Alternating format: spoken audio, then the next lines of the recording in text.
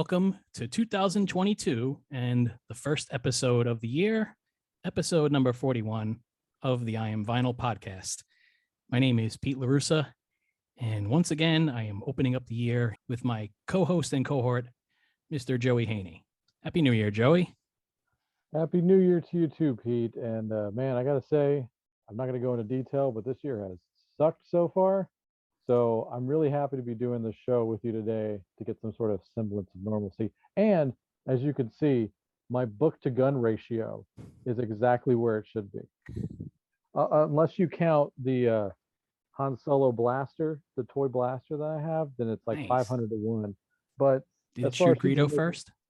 yeah, as far as people making appearances on talk shows, I just wanted to make sure my book to gun ratio was really well in check. So be a good person. Okay.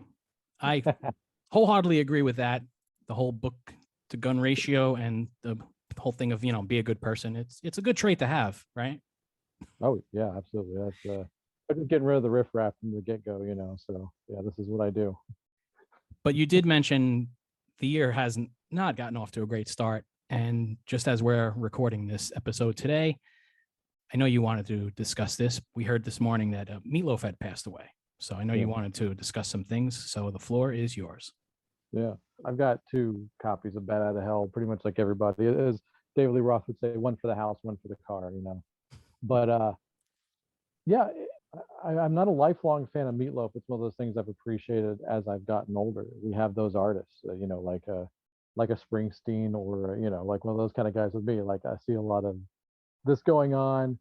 I'm not mellowing. It's just more of being able to appreciate not just songwriting and lyrics, but even just like the arrangements. So my music theory brain has never died, and I love that. And of course, losing Jim Steinman last year, big loss. And of course, they are simpatico. Like you can't have one without the other. And it's one of those things. Yeah, I'm a basic bitch as far as vinyl goes. I've got Bad Out of Hell. I do need to get a few more, honestly. But the really interesting thing about it is, and I was pondering this because I'm a fan of listening to like those 80s flashback countdowns and Sirius and stuff like that. And I hear some of the other Meatloaf songs, and it's cool to hear that stuff. And even Jim Steinman, his solo records, man, he had some killer solo records. So go look those up. But even when Bad Out of Hell had been out for a few years and it was old news by then, there's a lot of good material there. And of course, us being big Kiss nerds, we know that Bruce Kulick and Bob Kulick have both toured with Meatloaf as guitar players, and Yes. Bruce's first big gig was really playing with Meatloaf, besides the Andrea True connection, the little spotlight that he had. But I saw his post today, and that was really cool. But yeah, it's one of those things that say dive decently deep. Even just getting like there's a good best of or double disc best of. It's got maybe 8 songs total on that double disc, but no, I'm kidding. But yeah, the songs are long, but that's the thing is they're really overtly thought out, yes. But as I said, and I posted a little tribute to him today on Facebook, and I didn't agree with a lot of his personal stuff, but can't really touch him musically, so I'm just going to stay there. But it's in 1977 when Bad Out of Hell was happening. I even said the parallel, like, yeah, 77 was the year of punk rock, and it was the year of stuff like Rumors. So you had 2 different things going on. You had counterculture, you had pop culture, and it's all good. I love it all. Bad to Hell was really just this crazy, I don't know what you call it, X Factor or red herring that came along that wasn't supposed to succeed, getting turned down by every major label, all the other stuff. I'm not going to do a whole biography here, but that's as DIY as it gets. Like I said, what Meatloaf did is just as punk rock as anything that Sid Vicious ever did, if not more so. That guy hustled, man, and he earned everything that he got in show business. So that kind of work rate mentality and like what him and Jim did, just it's untouchable stuff. And thankfully, the music like this, it will last forever. But I wanted to see if I could stump you. Of course, I already did the Bruce Kulick bit. So as I was saying, I've been listening to these 80s flashback countdowns that give out facts and everything, and I knew some of these facts here and there. I never knew that Barry Manilow did Read 'em and Weep, by the way. I was like, oh my God, that's crazy. So there's a lot of Manilow. Manilow. But yeah, there's a lot of people covering or performing songs that were written for Meatloaf. And so we get to this weird part in the early 80s where the labels don't want to pay the Jim Steinman rate now. So he's taking the songs elsewhere. That's why you see later on Meatloaf covering songs that either Jim recorded himself or other people did. So those 90s and 2000s records, he kind of makes up for those lost times, kind of taking the song back, if you will. There's two songs Okay. that really got away from him. And at one point in one particular week, and I believe it was in 1983, two Jim Steinman songs that he wrote for Meatloaf originally that he wasn't able to record because of, label bullshit. These two songs were at both #1 and #2 in the Hot 100 for 1 week. Do you know what those songs are? I do not. Yeah, arguably maybe the two best power ballads, especially in pop music at that time, if not of all time. The #2 song in the country that week was, dramatic pause, "Making Love Out of Nothing at All" by Air Supply. And when Oh, you think about the sheer bombastic nature of that song, you're like, of course that's a Jim Steinman song. can I guess the other one? I bet you can get it now. What was #1? The total eclipse of the heart. Boom, there you go. Thank you. At least I got Yeah. one. So for like 1 week, Jim Steinman like ruled the pop world, like kind of once again. So can you imagine? I mean, like I was even thinking like when I hear about songs that get away from other people, like, oh man, they could have had a big hit with that. Like Billy Idol and Don't You Forget About Me and Bowie and all the young dudes, stuff like that. But I guess maybe in the grand scheme of things, those songs were supposed to go somewhere else because was Meatloaf going to have a hit with those songs? At least #1, #2 songs in 1983? Interesting Probably not. question. At that time, I know he was struggling with his Yeah, solo career after Bad yeah, Out of exactly. Hell. Yeah, just because it's a cyclical thing. Like he just wasn't the cool thing at that point. I But think back to the Behind the Music episode as, kind oh, of, yeah, typical as I guess that could be because it was out there so much. But, I think of the sure. Behind the Music episode where it's just like, as soon as like Bad Out of Hell was done, they switch over to, and then, then Yeah, everything oh, starts yeah, to go wrong, you know? yeah, yeah. So anyway, I just wanted to kind of throw that one out there, and also I like showing off trivia, so I'm a big trivia guy. But yeah, of course, if you guys don't have Bad to Hell, that's kind of like Law. It's like the Frampton Comes Alive, Packets of Tide thing. It's like every household had it at one point, and you Yeah. should probably continue the tradition because it is quality stuff. So there you go. That's what I got to say about it. The first thing that did come to mind was, I should have bought that on vinyl because I have the CD, I have the remastered CD, but Oh yeah, it's yeah, I great. never picked it up on vinyl. I know I've seen it a few times in the used bins, and the copies were usually not in the best shape, so I would Yeah. bypass them. You're a rock and roll fan. That album is rule and law to own. If you don't And even, I will, even if you're not a huge fan of Meatloaf, I yeah, can't say I'm a huge fan of Meatloaf. That's the only album I own. It's the only album I honestly know. sure. So Yeah, and I'm not even like a big Rocky Horror guy, but obviously he contributed to that too. But right, I will admit, full disclosure, I know it's kind of a sin in the vinyl world to do, especially in the more snobby communities. But I did give in and buy the Target edition of Bad of I Hell, was so that thinking of might still ordering be that good. too. Yeah, the Yeah, red vinyl one. Yeah, good luck finding it today. yeah, forget it. But yeah, so I guess I'm kind of glad I did now. They're never gonna take Bad of Hell out of print. That's just one of those things you just Yeah, don't do. right. So It's always going to be your there. your your vinyl copy will happen. If Yeah. anything, they're probably going to make something even better now.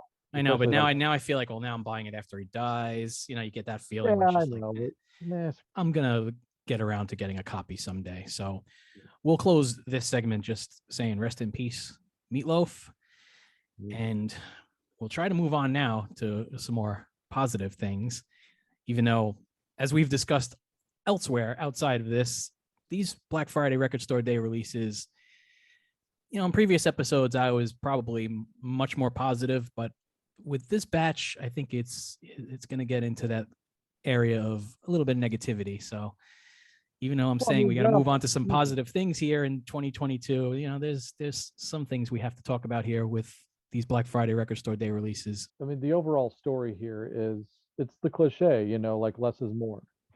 Maybe if there were less record store days a year, Yeah, then I'm starting to titles, get on yeah, board with that too. Like, I think at this point, with things that are happening with the pressing plants, and I know this isn't going to happen. This is all just us talking, in our own little box here. But I think if they just went back to one record store day a year, I don't think we would hurt from that at all. no. People say it a lot, especially on record store day, but every day should be record store day. Record store day, and I know I'm going to come off like some sort of elitist or snob, and I really don't mean to because I like to be all encompassing. But the original idea of the record store day, especially the titles themselves, are meant to be like for the absolute diehard fans. And that doesn't matter if you're a big fan of Can or Lady Gaga. There's going to be something limited for you. And that's what it should be. You should put out something that has limited appeal for your hardcore fan base.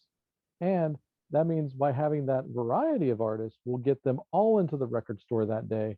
And that establishes a customer base for the record store. That's what it was. I mean, it's not saying anything that people don't already know, but it's gotten so far away from that idea.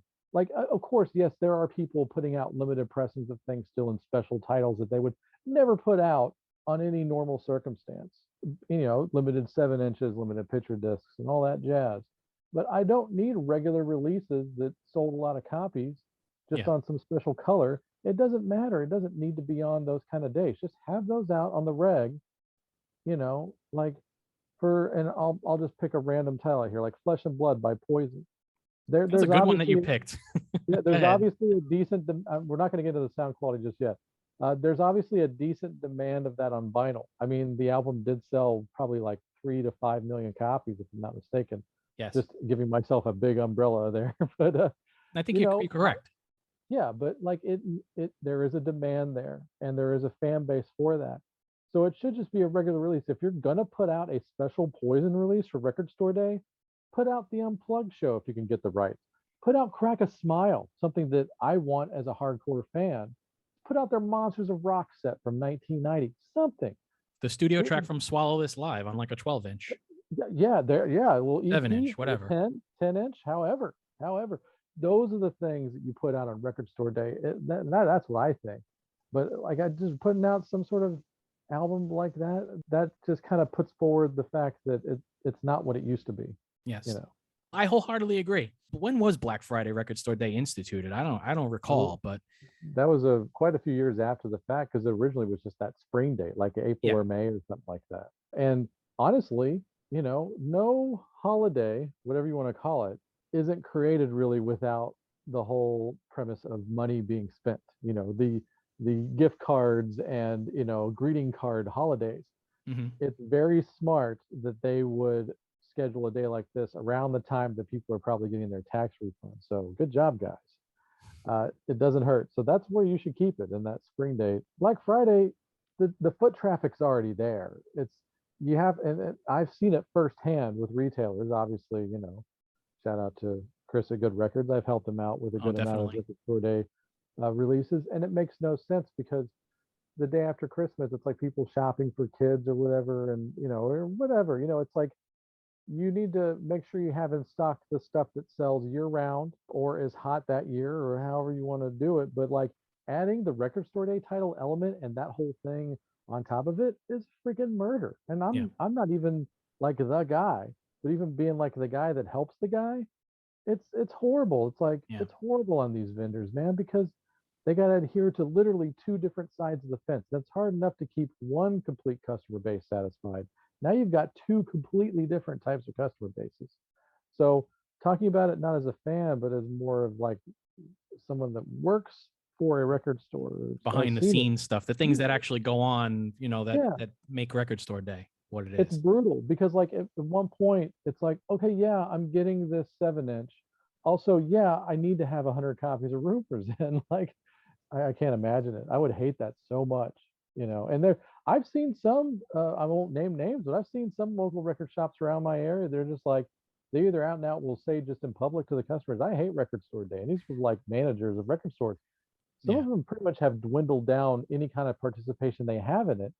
And some of the stores here too, they've stopped participating. Generation Records stopped for a little while, as you recall. Wow. For a day that was supposed to be just strictly for them, it's gotten so diluted that they don't even want to participate in it anymore. That says a lot for me. And obviously the titles kind of speak for themselves. There's always going to be good stuff in any of these drops. I'm not going to front. Sure. Like, there are things I'm like, ooh, want to get that. And so as long as that happens, yeah, I'm on board. But and in a sense, like, maybe not having as much to buy definitely doesn't hurt the pocketbook. But yeah, it's just, it needs to be one day, and we need to have hardcore fan base focused titles. I mean, it's so simple. I don't understand why they're not doing it, Well, in my opinion, I think it's just like so many things we've seen before. It's, with greed. When Yeah. something becomes really cool to people and something that's becomes something that people really enjoy, what inevitably happens. Yeah. The majors have to come in and they have to saturate the market with more of this, make as much as they can. It doesn't matter if the product itself is of any good quality. Yeah. Then we as the buyers start to get, some burnout from it. And then Yeah, what? you And then got the- you got the- where we are right now. You got the eBay vultures on top of it. Yes. And then you got the baseball card people, as I call them, people that just buy them to buy them and they never even listen to them or open them up.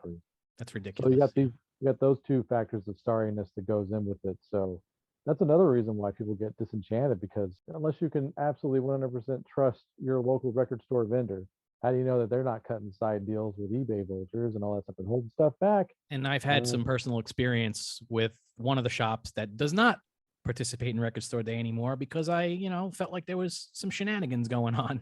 I really, don't want to have this episode be sort of a downer, but it sort of feels like it is. But we got to be real here too. We're fans of the format. We obviously love the music. Yeah, we can't sit here and ignore, some of the things that are going on. And I think some of the other vinyl fans that are listening and collectors, I think they share in some of our annoyances here, I would think. Yeah. So yeah, I mean, without any further ado, I guess we should go into the records and we'll try to paint the positives as much as possible, but we are going to be talking about some negatives. It's just the way it is. So let's get to the music. Yeah, but let's do that. We're going to get to some music soon. We're going to get to the first release on my list of picks. So here's my first pick out of 8, and it is the Ghost of Mars soundtrack. And this one was recommended to me by Joey Haney, and he can tell you exactly why right now. I recommended, or you could say I pressure bullied you into buying it because okay, so I'm a big, this is a John Carpenter soundtrack to a John Carpenter movie officially. Let's get that out of the way. Big John Carpenter nerd, which is weird that I didn't buy this. And I'm trying to think of why I didn't now. Now I'm kind of like, why didn't I buy this? But here's the thing is that John Carpenter he's not known for collaborating. He does it now with his son Cody, which is really cool. Any of those last 2 Halloween movies have been scored by John and Cody, which is really cool. I like that they're doing that now. And he had a few collaborators over the years, but it's mostly known as like it's a John Carpenter show if it's his film. And so this is an interesting thing in his entire overall filmography and soundtrack discography because he does all of his scores, and that's what makes that guy extra cool. And he does good score, but this time he brought in a ton of guest stars or just really good players from walks of life, mostly from the hard rock community with the one odd and end there. So you got pretty much all of Anthrax on here, if not all of them, if I'm not mistaken, just going in and basically just cutting instrumentals. Yeah, it's Anthrax without John Bush. Yeah, exactly. Yeah. And I believe this is still when Paul Crook was in the band. Paul Crook. Paul Crook is on the song that we're going to feature. Who also played lead guitar for Meatloaf for a long time. There we go. A little tie-in. There's 2 big tie-ins to Anthrax with Meatloaf, and that's one of the 2. So yeah, and so Anthrax, Paul Crook, Steve Vai, Buckethead, if I'm not mistaken. Yep. And Elliot Easton, who's known as the left-handed guitar player from the Cars. Right. So did I leave anybody out? Well, we have it on the hype sticker right here. So you named pretty much everybody, but there's also Robin Fink. From Nine Inch Nails, basically. Yeah. And that's the only one that I'm seeing here on the hype sticker that you didn't mention. Yeah, okay. I know that Robin made his name, being a part of Nine Inch Nails. I don't know what he's done outside of that. Maybe some production work or something like that. But yeah, I'm kind of looking at this now. I'm kind of like, man, I get this. Like I said, I love John Carpenter. I even love John Carpenter's originals, quote unquote, like stuff that's not intended for soundtracks. If anybody out there comes across his solo work, and there's a lot of it out there right now, check it out. If you're a fan of, especially of like his style of music, you will not be disappointed. But Pete, I know you don't buy a lot of soundtracks. So what did you think of this as a soundtrack and also as basically a collectible Anthrax piece? I really enjoyed this soundtrack, and just for people listening too, I've been working on my own instrumental stuff for the last couple of years. So I really appreciate this soundtrack because it is basically entirely instrumental. I don't think there's any voices whatsoever. I don't think there's any movie sample voices. I think it's all 100% instrumental. So I've listened to this under a handful of times already since purchasing it, and I really dig it. And I definitely would be interested to hear more of his scores from previous movies, as some people have mentioned to me when I posted this that I should check out his other stuff. Yeah, and there's the obvious stuff like Halloween, the Escape from New York, stuff like that. But here's the thing, as I would say, as it concerns this film specifically, because I have never seen Ghost of Mars all the way through, because I think I turned it off halfway through because I hated it that much. Yeah, I've never seen it either. Upon my initial view, the cast is interesting for sure. I mean, Ice Cube's in it. I think Yeah, isn't Jason Statham in it? So anyway, I think so. I'm looking at the cover and yeah, I'm like trying to get in there. Anyway, but yeah, it's. I remember thinking this is not good, and like I said, I tried to watch it once, like over 20 years ago. So maybe I'm wrong, but even if the movie's bad, you can always count on the music being interesting, and that's the cool thing about Carpenter. You don't even have to be a fan of any of these movies. In some instances, it probably doesn't hurt. Like Halloween is very specific, and so definitive of the movie. You can't have that score without the film. Anything else is kind of just works on its own, I think, as a standalone, piece of music. So you don't have to be a fan of score. Obviously, it helps, right. and you should definitely be okay with instrumental work. Yeah. But as far as like mood pieces, man, almost nobody has ever done it better than John. So that's another reason I would recommend it.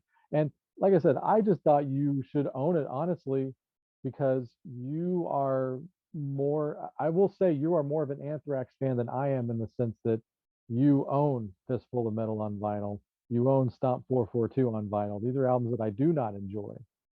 So I don't have those on vinyl, but you do. So I'm like, you got to have Ghost of Mars. That's basically that's what I was thinking when I initially mentioned it to you.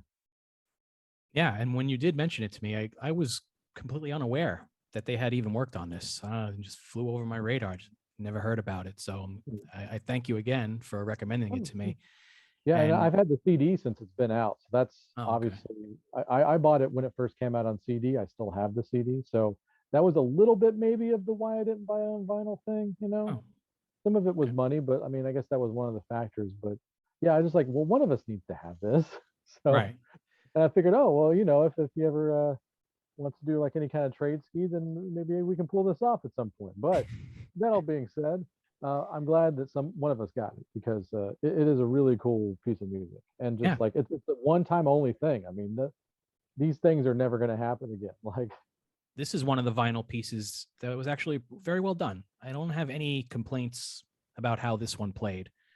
So the overall quality on this one, from how it looks to how it plays, I definitely would give this a positive rating overall.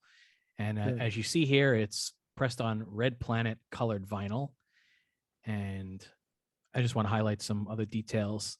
And that is red translucent vinyl with black smoke. They call it Red Planet vinyl. And it's red translucent vinyl with black smoke, limited to 2,200 copies.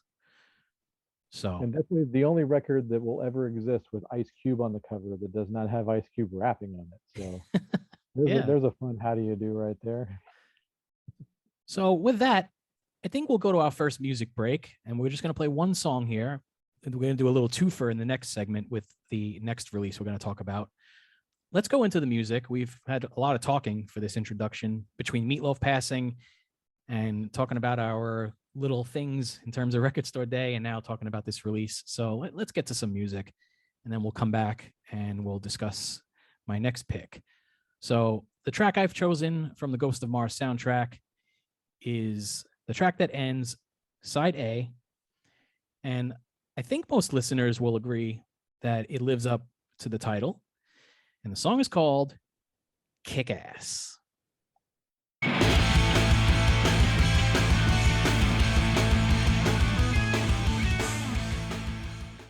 All right, we are back, and that was Kick Ass from the Ghost of Mars soundtrack. And comprising the band that you just heard there was Anthrax, and that is Scott Ian, Charlie Benante, Frank Bello, and Paul Crook, along with guitarist Buckethead. I guessed without even looking it up, I was like, that has to be Buckethead because there's a lot of people that think that Buckethead and Steve Vai don't sound very different from each other, but there's a clear style for both guys, I think. So, and Buckethead's also done a lot of score over the years. So if you're a fan, go look that up. But yeah, this song, I liked Kick Ass. It's one of the highlights of the soundtrack for me. And definitely easily could have been an Anthrax track. Oh, for sure. Become fully developed with vocals. It sounds so comfortable between the two amazing records, Volume 8 and We've Come For You All. So that would have been a really cool thing to have. But I'm going to focus on the positive and not the what if on that. But that would have been kind of cool. Maybe they could still do it if they want. I mean, they could always just give the songwriting credit on there if anybody else has it on there and still do that. Be kind of cool, actually. I mean, we are expecting a new Anthrax record this year in 2022. So right, maybe at least a B side. I don't know. Yeah, it would have made for a good Anthrax song with full arrangements and vocals for sure. Yeah, I think that's why it's one of the first songs when I was listening to it for the first time. That's like one of the first ones that was immediately in my head. Like, I got to play this one on the show. Yeah. So good choice, sir. Thank you. So do you want to move on to the next one? Yeah, absolutely. This is going to be a little bittersweet for me because I missed out on this and I really wanted to buy it. So like I said, once again, I'm glad at least one of us got it. Okay. All right. So let's move ahead and talk about the next one.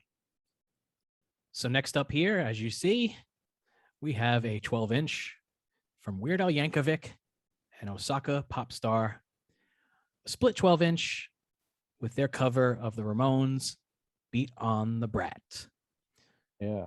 And I guess it's noteworthy to say that I'm excited. Hopefully it will happen that Weird Al is doing his theater tour this year.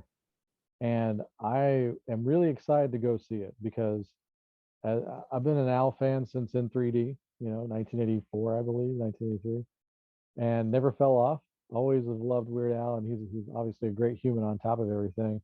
But I was so bummed that I missed out on the last theater tour, and he's actually doing it again. Now, on the theater tours, he only plays originals, no parodies. But he will do covers, as in the case of something like this. This is how this started, is he did Be on the Brat, I guess, at one of the shows. And the opportunity came for him to do that Dr. Demento collection that this comes from, which is amazing, by the way. If you, those of you out there, you can even, even if you're just Spotify people, you can stream the Dr. Demento punk compilation. It works like a radio show. It even has bumpers with Dr. Demento, like introducing the songs, which he never did on the ones that we grew up on. Oh. And it's got killer artists on there. I mean, people that definitely should be on there, like Al, of course. The Vandals are on there. I got to spoil this because this sells it. Brack doing Institutionalized. How can you go wrong with that? Like, it is one of the most fun collections I've heard in at least a decade. So if you're going on a road trip, pull that one up and it'll get you through a nice car ride there. So there you go. There's my little commercial for that, which makes me even further bummed that I missed out on this. But I'm going to cross my fingers for the whole thing at some point. This is a cool comp, by the way. I like the choices of songs on here to fill it out. Yeah, let's talk about that. So the A side obviously is Weird Al, and it starts off with the studio version of Beat on the Brat. The studio track is taken from Dr. Demento's Demented Punk.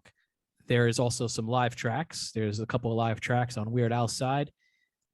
Again, his version of Beat on the Brat live, and his version of I Want to Be Sedated live, which has the humorous single string guitar solo. Yes. As he's so proud to know how to perform. Yeah, love it. And by the way, I don't want to let this go before I forget about this. Can we just say how infinitely better his cover of Beat on the Brat is versus U2 horrendous version from We're a Happy Family? That is one of the best. With a baseball bat, oh yeah.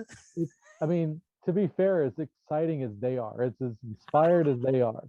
But man, it's one of the best tribute albums of all time, and you got that turd right in there. And not that Manson's cover is any picnic either, but man, if I could delete that. Not a huge fan of Rob Zombie's Blitzkrieg Bop either. Got to be honest. It's fine. I mean, it's like the fourth worst song on there as far as the tributes go. Like, But yeah, U2. Honestly, that Manson version blows. I'll pick on him because he deserves it. Not jazzed about Red Hot Chili Peppers anything really, like especially in this era. Mm. But yeah, love Al doing Beat on the Brat. I want more Al Ramones covers at this point. There's a handful of other songs. I mean, let's be honest, about half of the catalog might even lend itself to Al, especially the early songs that are just so absurd lyrically. It just fits. But yeah, I would love that. I mean, why not? I'm so not surprised that you said that this version was better than U2's because it was the same Oh, thing I was thinking when I first heard it. yeah, shock value, right?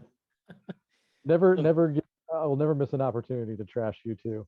So, tell us how you really feel. So yeah. let's go to the B side and Osaka Pop Star. Full disclosure, as I like to borrow from you, Mhm. I had never heard of Osaka Pop Star before this release. So I didn't know what he sounded like, I had no clue. So this was the first that I was ever hearing of him in particular. I like his version of Beat on the Brat, the studio version.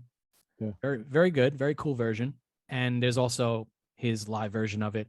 But the difference is who's in his live lineup on these particular tracks: Beat on the Brat, Yeah. Blitzkrieg Bop, and the track we're going to feature, the KKK Took My Baby Away. So, do you know some of the personnel that is backing him up on that track, Joey? Yeah. Is it some of the Black Flag guys, right? I will tell you. I will tell you. Yeah. Yeah. It is Des Cadena, Jerry Only, and you know the third one, Marky Ramone Oh, from the Marky. Ramones. Paris Blitzkrieg Bop by the Ramones. It always goes back to Marky. Can you do a Joey talking about his wig on Howard Stern right now? They used to. Oh, that was some uncomfortable I radio can't right do it. there. I can't do a good Joey. I'm Yeah, like trying to muster one up from yeah. I just remember like the you wear a wig. Marky and Joey going back for you wear wig, you wear extensions. But now, like Johnny Rodden's taking all of his thunder though, because that clip of him trashing Marky on that panel, that's uncomfortable too. So anyway, we like picking on Marky, but we love Marky. I had to keep the continuity going here. We've Yeah, had a few opportunities where we've had our little tribute to Marky. And it's all done. Marky. It's all done in love. We love the Ramones. We love Marky Ramone. So, And by the way, just warning, there is at least one more bad impression coming from yours truly before the show is over. So get ready. we love our bad impressions. So we hope you love them too. And let's go back to the record. So I've mentioned the tracks that we're going to feature. Obviously, we're going to feature Weird Al's studio version of Beat on the Brat, taken from Dr. Demento's Demented Punk, and also decided to feature one of the live tracks from Osaka Pop Star. And that is going to be the KKK Took My Baby Away. So let's go to our next music break and play those two tracks right now. So here is Weird Al Yankovic with his version of the Ramones' Beat on the Brat, followed by Osaka Pop Star with Des Cadena, Jerry Only, and Marky Ramone, and their take on the KKK Took My Baby Away.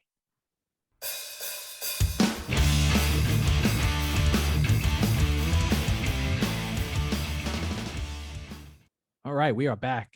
And once again, that was Weird Al Yankovic with his version of Beat on the Brat by the Ramones, followed by Osaka Pop Star with Des Cadena, Jerry Only, and Marky Ramone, and their take on the Ramones, the KKK Took My Baby Away.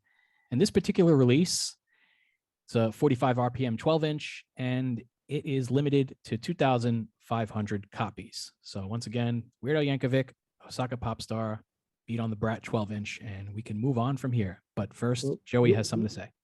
Real quick, 2 bonus points on this release. One, of course, is the brilliant, inspired Garbage Pail Kid-esque cover. Yes. Which was a part of the 3-inch release that they did on a previous record store day. They used the same artwork. So, all right. Okay. Not to buy the 3 inches, but I definitely appreciated it. It actually looked more like a Garbage Pail Kid card, of course, in the 3-inch form, in a sense. But also like something that doesn't happen a lot on Al records. And I like I said, I love Al. I have every record. Over the years, he's definitely dialed down the accordion in the mix.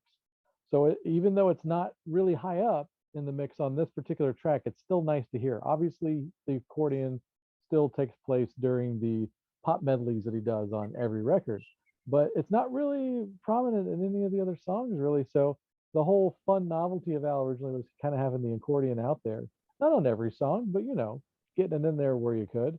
Hmm. So it's just nice to hear him play the chords along with the band on this particular version. Like I said, even though it's not high in the mix, I always appreciate hearing the accordion and throwing it out there. So yeah. I want to give a shout out to my old friend Tommy. He bought me Weird Al's Greatest Hits on vinyl when I turned 12, and I still have it in my collection. It's still in great condition.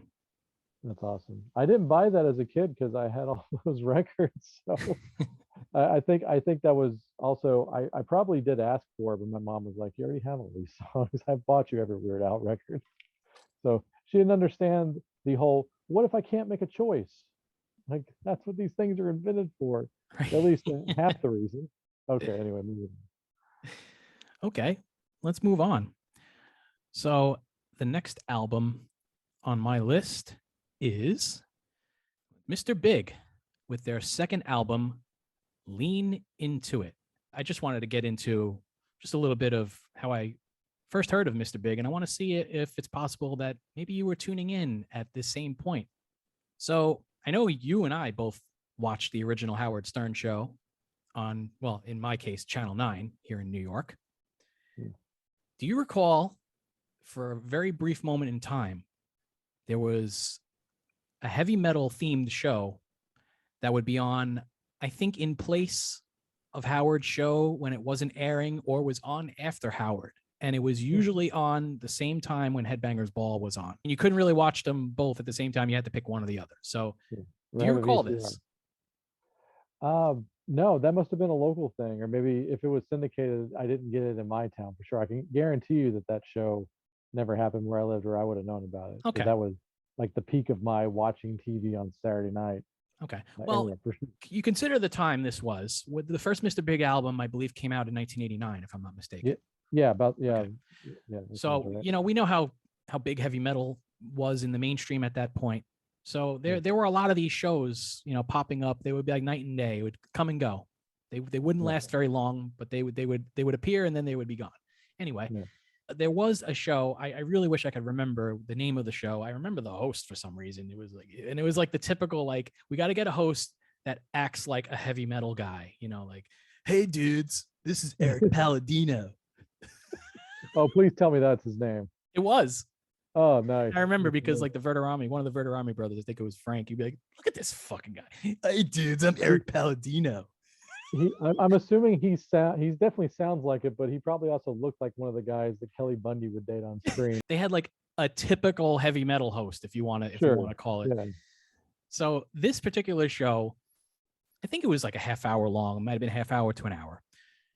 And they had this segment with Mr. Big talking about their first record, and they were on the set for the filming of the video for Addicted to That Rush. Huh. So this is the very first time I heard of Mr. Big, seen anything about Mr. Big. Then I probably saw that video on Headbangers Ball when it debuted sometime after. So I was just curious to see if maybe you had seen that, because both of us watched the Howard show back then, and this was something that just kind of came and went on the channel here, Channel 9 here in New York. So I was just curious, but no. The first time I heard Mr. Big was on regular MTV. And I only knew of Billy Sheehan because of his work in David Lee Roth Band. So I immediately recognized him with Same here. And everything. And I was like, oh, that's why he wasn't in the Just Like Paradise and stand-up videos. Right. He'd got a new band. So exactly. that's how I learned about these things. And you can't fake the Billy Sheehan sound. Like, I mean, he's going to play note for note what the guitar plays. And very prominent. Addicted to That Rush is a cool performance video. It's kind of a perfect debut video for a band like that. Oh, so, sure. Great catchy song. It highlights everybody's talents in the band. Yeah. And I think I almost felt like Mr. Big and Badlands were kind of one and the same, as far as like this could appeal to almost the same person, because it almost seemed like these weren't really like household names, but they were names that could really, really play. So I thought that they were kind of, they were marketed for both kinds of people. I think Mr. Big, I think it came out after Badlands. I always thought that they kind of stole their thunder quite a bit. just because Hmm. they were Sort of, right? probably Right. Like kind of, both super groups, if you want to call them, right? yeah, loosely based supergroups. Yeah, for sure. I mean, Yeah, like I said, they could all play really well. Mr. Big probably has just slightly more credibility, especially like in the magazine circles and stuff like that at the time. sure. Uh, and I mean, but they're all great at what they do. And I like that first Mr. Big album. So getting back, leaning into it. I'm not the biggest fan of this record, and it's not because of "To Be With You." I think "To Be With You" is actually a good song, even though obviously, like a lot of people, I probably never need to hear it again. But it deserved to be a number one single, and it's that thing where it made them technically a one-hit wonder, Yeah. in the States and in the top 40. But as Doug Feiger would say very eloquently, it's an albatross that'll buy you a boat. Uh, Hmm. and that being said, I like half of this record pretty well, but I can totally understand that there is and should be a demand for this on vinyl. So once Right. again, I don't think this should be a record store day title. I think you should just be able to go buy this at any store right now if you wanted it. I totally agree. And we should point out that this was on a prior record store day list. I think it was the one prior to Black Friday, the Yeah. one of the record store day drops. And then Billy Sheehan had announced that there is going to be a 30th anniversary pressing. I thought, honestly, at that point, I thought it was going to be outside of record store day. I thought it'd be a little more widespread. Yeah. 5,000 copies is obviously a good amount of copies Yeah. for a record that probably sold a million plus. I think it could have Yeah, at least used a it little might more. even broken in the. I think because of the single, it broke at least two to three. Yeah, That crossover definitely made it a multi-platinum record. I have to have a little bit of negativity here. The Oh, pressing. is that only one record? Is that only one record slab? Oh yeah, Ooh, this is only yes. We should point out this is a single LP, and so ooh, you're cramming a lot of music onto two sides. And my issue isn't so much with the audio quality. When you listen to the song that I've chosen, it's going to sound pretty good. I would say that anyone listening to it is going to say, "Oh, this sounds great." The yeah. And problem I've is, heard your transfer of this track, and it does sound good. So, okay, so then you know exactly what I mean. The yeah, problem yeah, is that the audio output is still very, very low. So it's very quiet. yeah. So I had to jack up the volume on the WAV file after transferring this. Like if I could illustrate just with my fingers, the WAV file was probably like this. I mean, it's Ooh, really, really wow. tiny. So, I had to amplify it just so it can compete with the rest of the tracks that we're playing on the show today. This Wow. is probably one of two albums in my picks that I had to do this with, but the other one was just far worse in terms of overall audio quality. The audio quality on this pressing is actually very good outside of the fact that it's very quiet. So that, when songs end, you're going to hear some crackling here and there. Not Yeah. not too terrible, but you have to jack up your volume, so naturally you're going to get some more surface noise. That's really my only complaint about this. Otherwise, you look at it, it's a great looking red vinyl, solid 180-gram vinyl, as it says on the hype label. But I wish it was a little bit louder. But having said that, I understand why it's quiet. It's because it's on one LP. So Yeah. could have been And on two LPs, but I mean, this was pretty expensive as a single LP to begin with. If this was two LPs, it probably would have been $49.99. yeah. And in reality, they could put it out for the same price and not lose their ass on it too much. That's definitely a misnomer that labels like to do, to just double charge.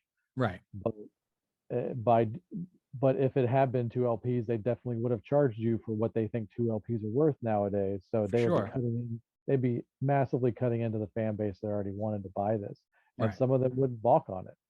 Some of them would. For Uh, sure. but I guess my question would be, like, since this is an album from 1991 and the majors had given up on vinyl at this point, do you think these are digital files just transferred onto a vinyl record? I have my, suspicions that they probably did a digital transfer on this one because it seems to be a thing that's done very often these days. My copy is number 418 of 5,000. So on the back of the album cover, there's this square little foil sticker, like a hologram. And you have to kind of angle it so you could see which number you have.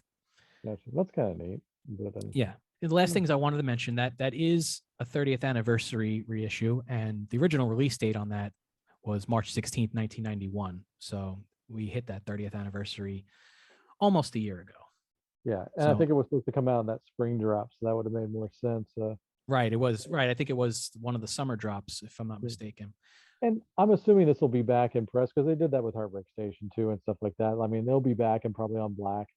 But once again, I feel like if I they think press so it too. again, it might wind up being another limited thing, and I don't understand that. Especially like, yeah, I know it's not a hip and cool album anymore, but I mean, was it ever really? And also, it has a #1 single on it. Like that should Yeah. almost be like law that it should be readily available. And I'll be honest, I never have to really hear that song again, but I'll be honest with you, even back then, over 30 years ago, I wasn't like a huge fan, even though at that time, I wasn't completely not listening to bands like that, obviously, because I bought the album on cassette. Yeah. I had grown tired of some, power ballads, and when you buy a record and you just go, God, they're shooting for this again, like when is it enough?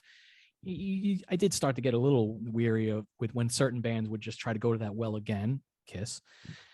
And like every time I look at you in 1992, it was kind of like, what are you doing, guys? Like this is You're kind of doing like Forever the Part wrong 2. year right now for this. So Yeah, Mr. Big kind of fell into that with To Be With You a little bit with me, because I was just like, meh. Yeah. Never got into the song. I was actually shocked when it went to #1, not as much as like when Extreme went to #1 with More Than Words. This one was like, wow, really? But I guess, it was a sign of the times, but then it was also a sign of the times because it was one of the last ones. I think was it like the last of those power ballads, or if you call it a power ballad, that went to #1. Well, interestingly enough, a band that we're going to talk about later actually kind of has the credit for having the last big power ballad hit of that era. Oh, okay. So yeah, they even I know that the leader even says it's our fault. We were the last one. Okay, so we'll stop the conversation at that, because I know exactly where we're going later with this. Okay, cool. Yeah. That's basically all I have to say about Mr. Big's Lean Into It, other than the fact of the song that I've chosen. So, which was the first single, I believe, wasn't it? Like To Be With You was like the second or third single, and I believe this might have been the launch single. Yes, this was the launch single. That is correct. So the song we're going to play when we get to our next music break is a song that I can't even believe wasn't a hit for them. I even joked around about this on my post of the record. And I said, I would have thought this would have been their first breakthrough hit. It ends up being To Be With You. So what the fuck do I know? Well, 2 years prior to, or a year prior to this album, Nelson would have had a hit with this song. And I'm not saying that to disparage the song. I just think this song was a year too late for the charts. And that's unfortunate. Yeah. It's a very catchy song. And again, sign of the times. And obviously the lyrics give you the imagery of it being vintage pop. But it works in that sense. So yeah, it's probably the best overall song on the album too. Like there's a few good deep cuts on there, but yeah, this thing is there should have been more justice for this song. I completely agree with you. Absolutely. So in case you don't already know which song we're talking about, the song we're going to play when we get to our next music break from Mr. Big's Lean Into It is the lead single, and that is Green Tinted 60s Mind. So with that, we can move on to the next record here, and that one is King's X, Please Come Home, Mr. Bulbous. Now, as you know, this one was supposed to be out on the last Record Store Day drop, if not the last two. It got delayed 2 times before we finally got it on Black Friday Record Store Day 2021. And as you see here, it's on Sun Yellow Wax, number 1,814 out of 2,500. And once again, from our friends, and as Joey craned, Shop Smart, Shop Svart. Svart. Yeah. By the way, I've got 1,811, and I did that intentionally. Oh, wow. Look at that. I have a lower number than you, but I'm the one that mailed them. So there you go. Who hand wrote these labels? Like, who writes like this? Like, yeah, what's with those ones? They look, now when you look at them really closely, they don't look like ones. They're upside down V's, or like the arrow keys that point up on the thing. So let's talk about the record itself. The one thing that I have to point out in terms of a negative is something I don't think we talked about with the last two. which were Manic Moonlight and Tapehead. But Okay. anyone who purchased these, they're warped. Was your copy warped? Slightly, but it's not too harsh on the sound. It's one of those kind of things that, like, if you really are paying attention, you might be able to hear it, but not too distracting. So I didn't Right. really. I just figured I need to get a stabilizer and a new needle anyway. So I just kind of thought it was more on my end than theirs. But like when I really looked at it, I'm like, okay, it's going up a little bit. I see it. Well, you see, I do have a stabilizer here, and Yeah, I good do for you. use it on the records. And as I was telling you off this call a week ago when I was putting together the files, I wanted to keep us consistent with the first two records that we covered, Tapehead and Manic Moonlight, where we played the opening tracks. This one, I really couldn't do it because the fact that it's warped, you can actually hear the stylus bouncing a little bit Oh wow. because it's a lip warp right at the beginning here. Yeah. So it's not terrible, but you can hear it more when you're listening to it in earbuds or in headphones. Not as much maybe through the stereo. Yeah. So that's my small complaint, is that the copies are warped. Now, the reason I think they're warped is because they're not putting the record inside of the pocket. They're actually putting it in the middle of the gatefold inside of the shrink wrap. Yeah. So Now they're probably doing that to prevent split covers, I'm guessing. Yeah. But what I think this is happening is it's causing the records to be warped because they're in the middle of the gatefold instead of Yeah. more secure inside of the pocket. Yeah. I've seen a few other indie labels do that too, where Yeah. they'll even have it Nuclear like Blast does that too. yeah, and Relapse does that. Right. And I've seen them do that with other ones, especially the ones that do have gatefolds. Most of their albums do. And that's kind of weird because, especially for like, just getting on to Relapse here for a second, they have like a exposed sleeve, like any of the sleeves we would use once we open it up, where you just slide it out. They use like thick exposed sleeves. So, and they're outside the pocket. So if in travel, if those things get into any kind of extreme temperatures, they're going to suffer for it. Plus, Mhm. like that label in particular has download codes, so someone could just walk into a store and steal the download code and walk away with that. So there's a lot of problems by doing that. I think I don't understand that practice Yeah.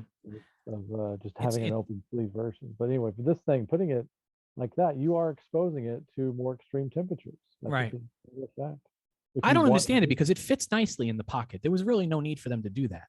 So yeah, I don't understand. I mean, it's probably laziness in their factory setting. Obviously, maybe. these are probably all hand, assembled. Right. They I probably, believe yeah. I mean, they obviously hand numbered them. So yeah, then I would think, I don't know if they have like a manual shrink wrap machine, or if they just did all the covers and then they sent all the covers off yeah, to be shrink wrapped, with the very possible. records. Yeah, possible. Who the hell knows though? But really, I mean, it's a small complaint. I think over time, if you keep the records stacked the way I do in my bins, maybe the lip warp will kind of straighten itself out over time with, the temperature conditions in my house. You know what I mean? Like Yeah, I've seen hopefully. things like that happen with warped records where you'll have Oh, like a little lip warp, and then you'll go to play it like a year or two later, and it's a little more straightened out. okay. So it is known to happen. That's really my only complaint about this particular pressing or any of these King's X pressings that have come out from SVART. The song I chose to play and was one that you agreed with me on is song number 3, and that is She's Gone Away from side 1. So let's go to our next music break and we'll play Mr. Big with Green Tinted 60s Mind from their second album, Lean Into It, the 30th anniversary edition on 180 gram red vinyl. And then we're going to follow that up with She's Gone Away from King's X, taken from Please Come Home, Mr. Bulbous on Sun Yellow Wax vinyl. And let's play those tracks right now.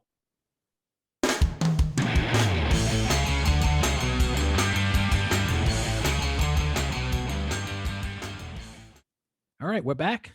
And once again, that was Mr. Big with Green Tinted 60s Mind, taken from the 30th anniversary 180 gram edition on red vinyl of their second album, Lean Into It, followed by King's X with She's Gone Away, taken from Please Come Home, Mr. Bulbous on Sun Yellow vinyl. That's definitely a good track that represents that record pretty well. Like, fits the style. I just played something off of Manic Moonlight on my show on Rock Strikes 10, and it's like it does feel like more of a tie record, and that's not a bad thing. Right.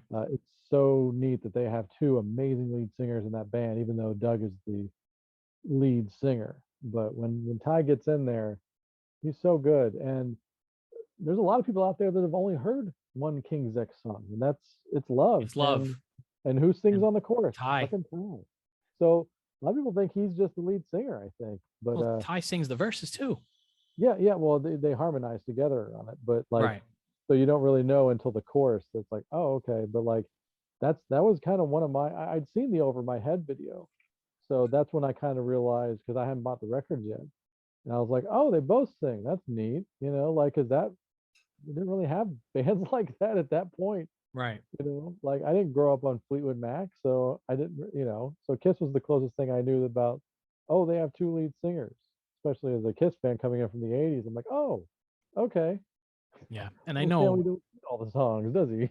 And I know It's Love, it had that buzz clip status back in the day on MTV, but man, that song should have been a huge hit.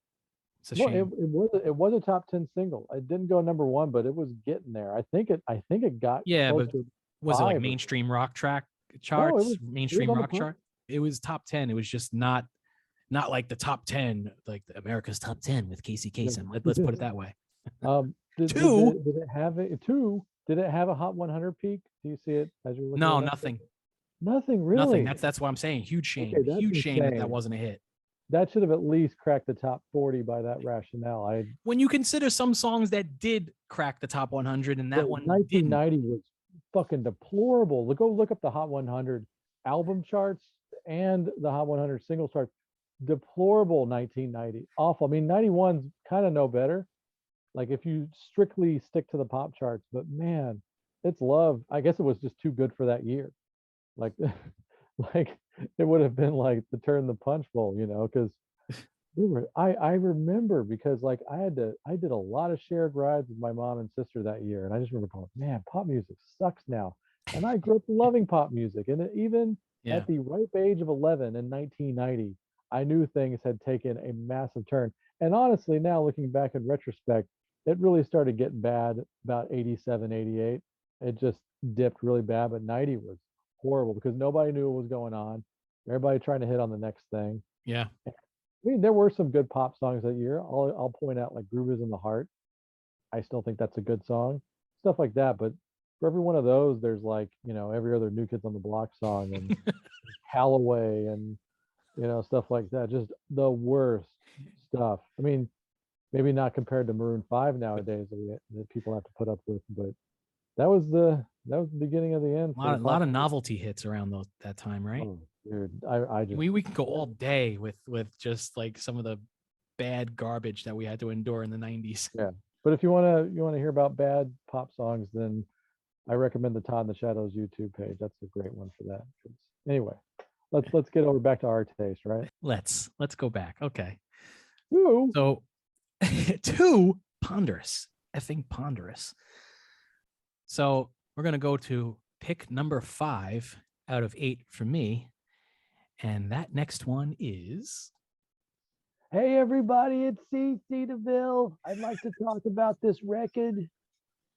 I actually found an old Metal Edge article about the making of this album. This is really good timing for me. So CC had like a beard in the studio, literally, not figuratively. And he was just like, I'm not shaving until I finish all my guitar parts. CC DeVille, former resident of Bay Ridge, Brooklyn. Hey. I've probably talked about this on this show. I talked about this on my show for sure ad nauseum. Poison was my first concert. Big Poison kid. And I even said it then probably to myself. And I'm not going to lie, like I realized that Open Up and Say Ah was not as good as the first album. I think that first album is super fun, super cool. It's exactly the trash glam hair record that it should be. even has some punk leanings in it. For sure. And all of that went away on Open Up and Say Ah. And I like some songs on there. I think it's a But strong record, though. it's decently strong. Cat Dragged In is still the best album they put out. And honestly, like I talked about Crack a Smile earlier, that thing's more in line with Vintage Poison than any of these other releases, honestly.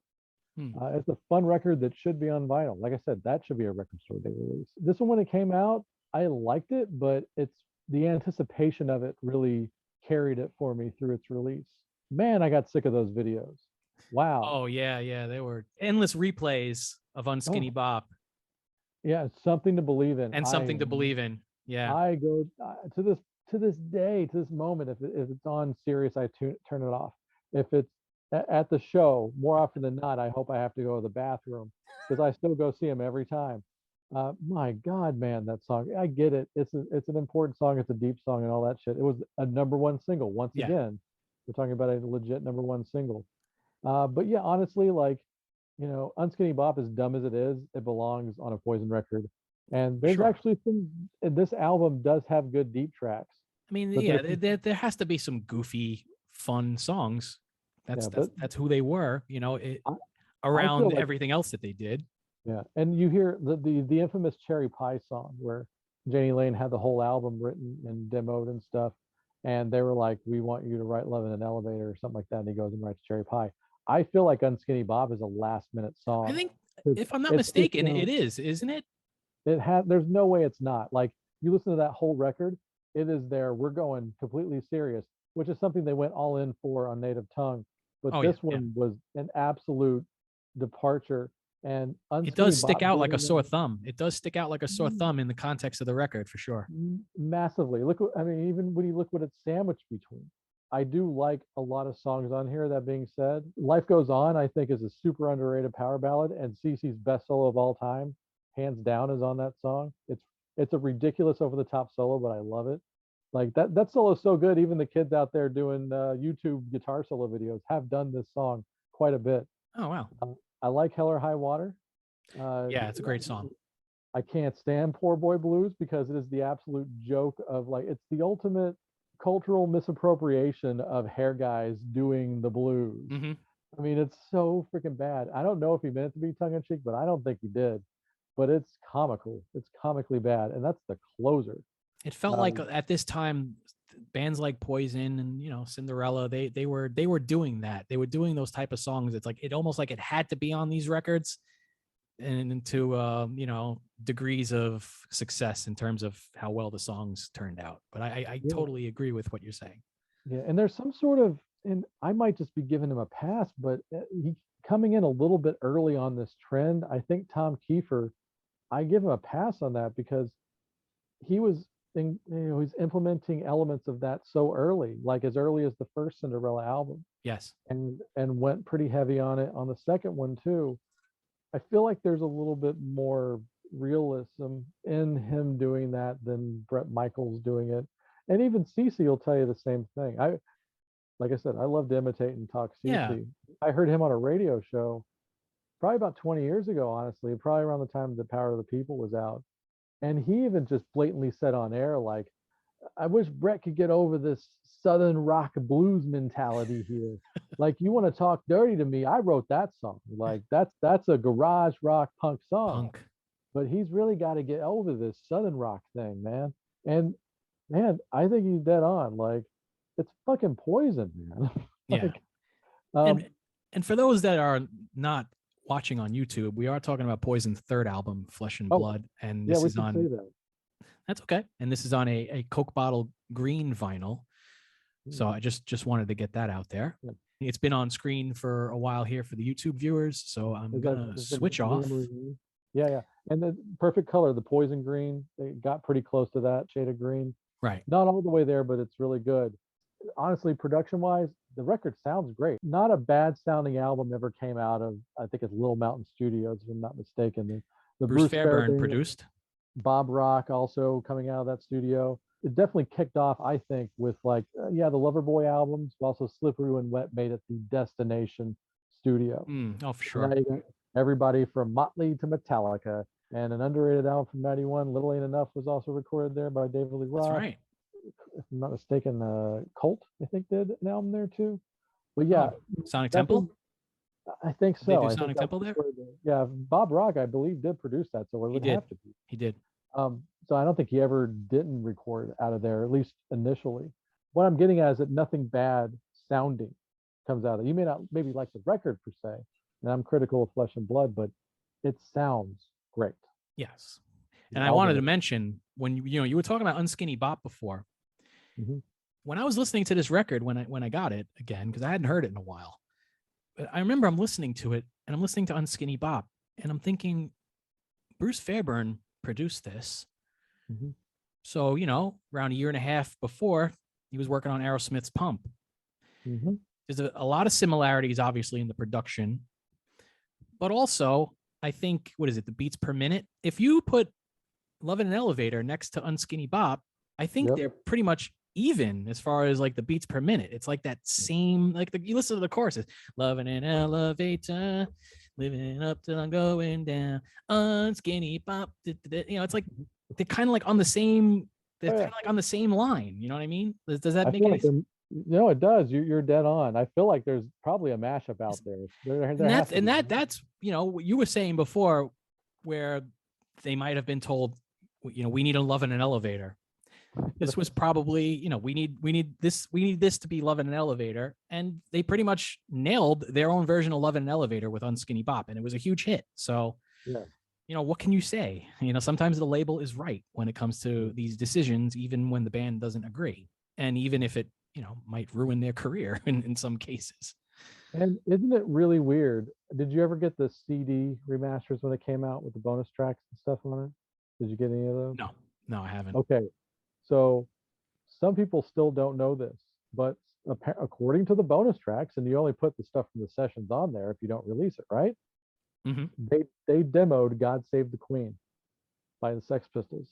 They never put a Really? vocal on it, but if you get the bonus track version of Flesh and Blood on CD, you can find an instrumental recording of Poison doing "God Save the Queen." So the fact that they were even shooting for something like that on this kind of an album with this kind Yeah. of style and approach, like, also just does not make sense. I'm wondering maybe if it was commissioned for a movie, possibly, because I'm thinking like they Interesting. did Rock and Roll All Night for Less Than Zero, Right. so maybe this is gonna be another thing.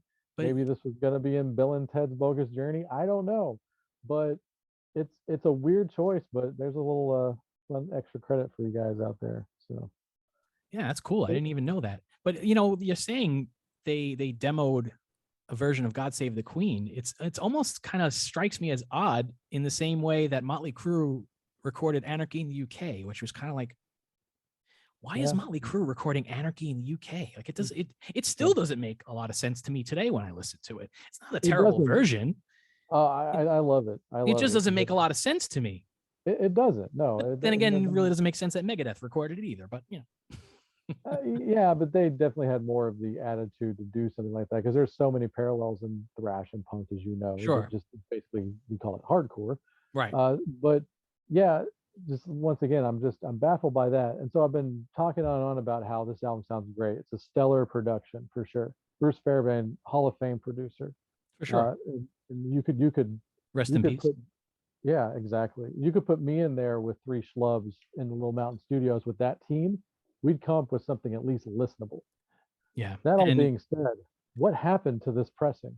I mean, thank you. I was getting to that. Before I even get to that, though, recommended viewing for anybody who's never seen it, please. If you've never seen Aerosmith, The Making of Pump, must viewing. So buy it, rent it, whatever. And to Aerosmith's credit, a good chunk of that album was already done in Boston, in their area, and they brought it to Little Mountain to get it tightened up and basically just go in and play it, mix it properly because they knew they'd get a good sound there. Mm-hmm. So the band deserves a lot of credit for Pump, but the icing is definitely Bruce Fairbairn, and, for Permanent Vacation and for that record. Sure, like it's a great X factor. Okay. Yeah. So yeah, why does this pressing blow? Well, I've got something to show you in terms of that question that you have there, Joseph. Okay. So, I mean, I literally heard your transfer and I couldn't believe it. I'm like, is this from like when I recorded this song off the radio? Like, Yeah. dude, it's got that feel. Right. It does. You're right. All right, hit So me. I haven't shared this with you yet. So this is the first time you're going to even see this. Okay. But on December 28th, 2021, I actually received an email from Culture Factory, who pressed these records. So I'm going to share my screen now, and we're all going to see this letter right now. There you go. It says, now for those that are listening to the audio version of the podcast, Yes, please read that because I can't read that. I'm going to read it in verbatim. We have been advised. Okay, so again, this is from Culture Factory, and it was sent to me on December 28th, 2021, and at 5:37 a.m. because you need to know that. Dear friend, we have been advised about a flaw in the sound quality of this album licensed from Universal Music, which has been responsible for its manufacturing. On side one, the first track sounds like it will play normal, but right as the second track is about to begin and the music kicks in, the level drops by about half, and the rest of the album plays quietly with a poor EQ. Whoa. We believe there was something going wrong at the vinyl manufacturing plant and have been in contact with Universal Music to try and find out about what happened there. This album will never remanufactured. So they mean to say this album will never be remanufactured, and all the remaining inventory will be destroyed as the sale of this item has been discontinued. We at the vinyl store want to give you the best customer experience. Therefore, we have decided to give you a full refund if you choose to return this item to us. Best wishes for 2022. Culture Factory. All right. So as you can probably tell, I have not decided to send the album back for a refund. As bad as the pressing is overall, I did pick a track that's actually the least worst Really? compared to some of the others on the record. That's the least worst sounding one? You're kidding. It is. Wow. It is one of the least worst. It really is. The rest of the record, there's, some clicking and popping, especially on songs like Something to Believe in and Life Goes On, the quieter songs. Sure, But yeah. Again, this really just goes to show you that these vinyl pressing plants are just way too inundated, and we're really seeing the results of what's been going on for a while, ever since this whole thing with Adele and her record taking up all the pressing plants. I believe one of the pressing plants, there was a fire, so that pressing plant was pretty much put out of commission. But I think we're really seeing the results of what's been going on with so many releases being farmed out to other pressing plants overseas, if not in the US. And this is one of the bad results. I mean, but the track I've chosen to play, just want to get that out of the way before we talk about this even more. The track I've chosen to play is the track that opens up side B. And it's one of the songs that I would say probably should have gotten a little more play on MTV. And it was a top 20 hit. And the song I've chosen is Ride the Wind. I will say that was actually one of the ones, I think that was as overplayed at the time when it was out. I never wanted to see that video again. Like it wasn't as overplayed as Something to Believe in, but I swear they would play it every hour, because there was points, especially during the summertime, I would watch MTV like the whole day. It was definitely on Headbangers Ball weekly, consistently and for a while. It was also on the ball. It's like I've seen this all week. Why is it on the ball? And there were probably a good amount of people that didn't even want Poison on there to begin with, and I could see that side of it too. Oh, for sure. By that time, yeah. I got so sick of Ride the Wind, and it's one of those songs I really liked when I first heard the record. But interestingly enough, I got so far removed from that song that I actually appreciated it finally again for the first time in forever. I went and saw him like in 2006 or 7 or something like that. And that song just kind of got back with me. Like, I think Brett even introduced it, like, we haven't played this one in a while. We got some requests for it, so let's play it. And I just kind of had a rebirth with the song. And I have to agree, it's definitely one of the stronger songs on the record now. But at the time, I was like, I never want to hear it again. But Heavy Rotation MTV would do that to me in the same way. They did that to Money Talks by AC/DC. Oh my God, yes, they did. I hated them for ruining that song because I love it so much. I mean, as dumb as it is, but I love it. That's another one, like, over time now, it's like, okay, I love it now, but man, at that time, it's like, no, I never want to hear it ever again. But, yeah, I totally agree with you on that too. Yeah, I just, yeah.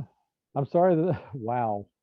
Wow, just I mean, we're overselling how bad this mix is, but the fact that you're telling me that this is the best sounding one on the whole record, Yeah. what's the rest of this sound like? I'm almost morbidly curious to hear it all now, but No, you I'd don't say want get your money back, dude. Just get your friggin' money back. I get to. Yeah. the color's cool and all that, but man, wow, wow. It's not really worth it to me to send it back. The overseas shipping and everything like that. Mm, I'm just gonna keep it. It's not a huge big deal. You know, maybe they'll reissue it again, or I'll decide to buy an original pressing sometime down the line. yeah, But I would buy one. As much as I'm not in love with the record, I would definitely buy it for affordable domestic price.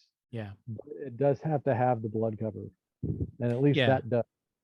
yeah, I So agree. Because I when I originally bought the cassette, it had the original cover with the blood. I made sure to get it because I knew it was going to get banned. It was already going around at the time yeah, that it was going to get I, banned. So I got an original open up with the original cover. I bought it day one, so like those maybe lasted a week in the stores before they got yeah, replaced.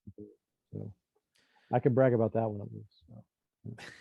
By the way, speaking of what, and the repressings on Friday sound terrible. Joe Friday laughs at this Flesh and Blood mix.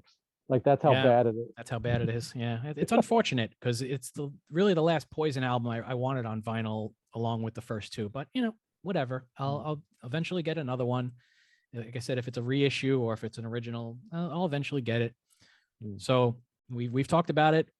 So when we get to our next music break, we're gonna play "Ride the Wind" from Poison's Flesh and Blood on this piece of shit Coke bottle green vinyl.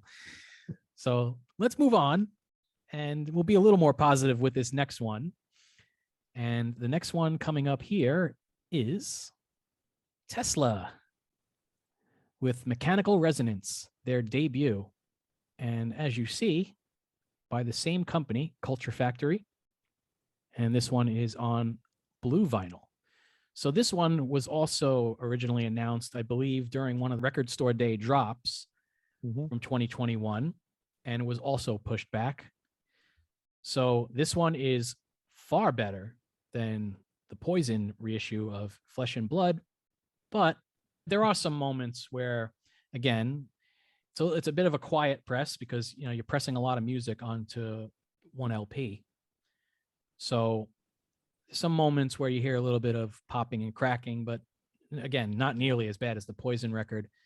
And I probably would have liked maybe a little more low end overall in terms of the pressing. It is a little high end heavy, but other than that, I don't really have any big complaints about this one. So I know you're not like the hugest fan of Tesla, but I think this is one of the stronger debut albums of the 80s that really doesn't get talked about very often with like the big debut albums of the 80s. But I think this one's really, really strong. I do pick on Tesla. I mean, not you too bad. Trust me. I completely respect Tesla. I've seen them live a couple of times. I have like zero issue with them. I'm a greatest hits fan. Like I've got the gold double disc, so actually I'm a little bit more than the average layman on them. Mm-hmm. So I've got enough for the gold double disc, which I recommend. If you CD guys, those gold series are Yeah. great. Anything on the Must Gold download. series is great. So good. And Andrea always Venerami will be agreeing with you right now because I know he has Tesla Gold. We used to listen to it in his car oh yeah, during going to and from rehearsals. it's brilliant. And I even said when to plug Rock Strikes 10 again, I did the top albums of 1991. And the fact that Tesla cracked my countdown says a lot about how much I really, really enjoy It's okay. Psychotic Supper. Right? Right. Psychotic Supper. Great record. And I think that's also maybe my big fandom of the Z Rock radio station at the time because that was the album that they were pushing at the time. So I really, those singles were massively overplayed, but for some reason I didn't hate them. And I didn't hate any of the other prior Tesla singles or records, but you know, growing up at the time, decently middle class, like you could probably relate to this when it comes to getting allowance money or record money or whatever. Right. You gotta pick and choose, and Tesla never made my cut as far as like album to album. And like I said, nothing against them. They had long hair and they played loud music, so I was cool with them. But I think like them and the Cult have similar journeys with me. Like they never connected with me because I never allowed them to have any nostalgia for them later on in life. So I just kind of approach them as just that. Like so that's just me. And Yeah. much respect to them. They've got a killer hardcore fan base. Um, and yeah, it's all good. I always hate when they said they paired us up with the hair bands at the time. Like you rode that wave. Don't even act They like did. Yeah, they don't did. even act like you did. If you didn't want to ride the wave of quote unquote hair metal, then don't do interviews from Metal Edge, Hip Parade, or Cream, and go on to Don't release songs like Love Song. yeah, and don't take the Let's Motley be tour. real. Yeah, exactly. Don't do the power ballad. Don't take the Motley tour. Take the Skinner tour instead. Like if that's what you really are and that's what you want, then yeah. I always hate that pushback when I hear it because they say it every time. And So does like it's Def just like, Leppard, yeah, but who they're very good friends with, ironically, right? yeah, exactly. And Def Leppard's different though because they come from like basically the original era of that. They got to punch their own ticket. Yeah.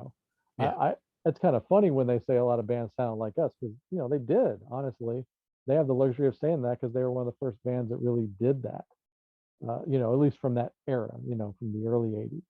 Right. But any bands that came along after that, you don't get that luxury. You either go in with it and accept your fate or, whatever. But I think hearing those things would always turn me off a little bit to them in that sense. But like I said, once again, they seem like totally cool guys. I've heard they're cool guys, and nothing wrong with I'm just repeating myself. But let's get down to the meat of it.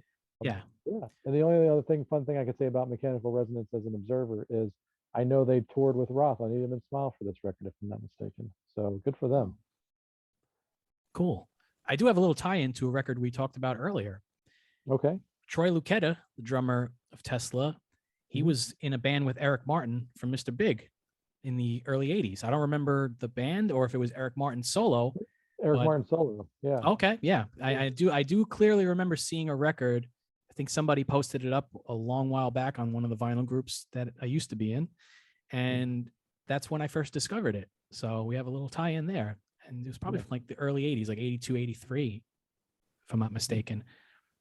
Other than that, in talking about this record, the track I've chosen to play, I didn't choose Little Susie or Modern Day Cowboy. I decided to go with another song that typically gets stuck in my head often from this record. The track I'm going to play following Poison's Ride the Wind from Flesh and Blood is Getting Better from Tesla's Mechanical Resonance on blue vinyl. So let's get to our next music break right now and play Poison with Ride the Wind, followed by Tesla with Getting Better.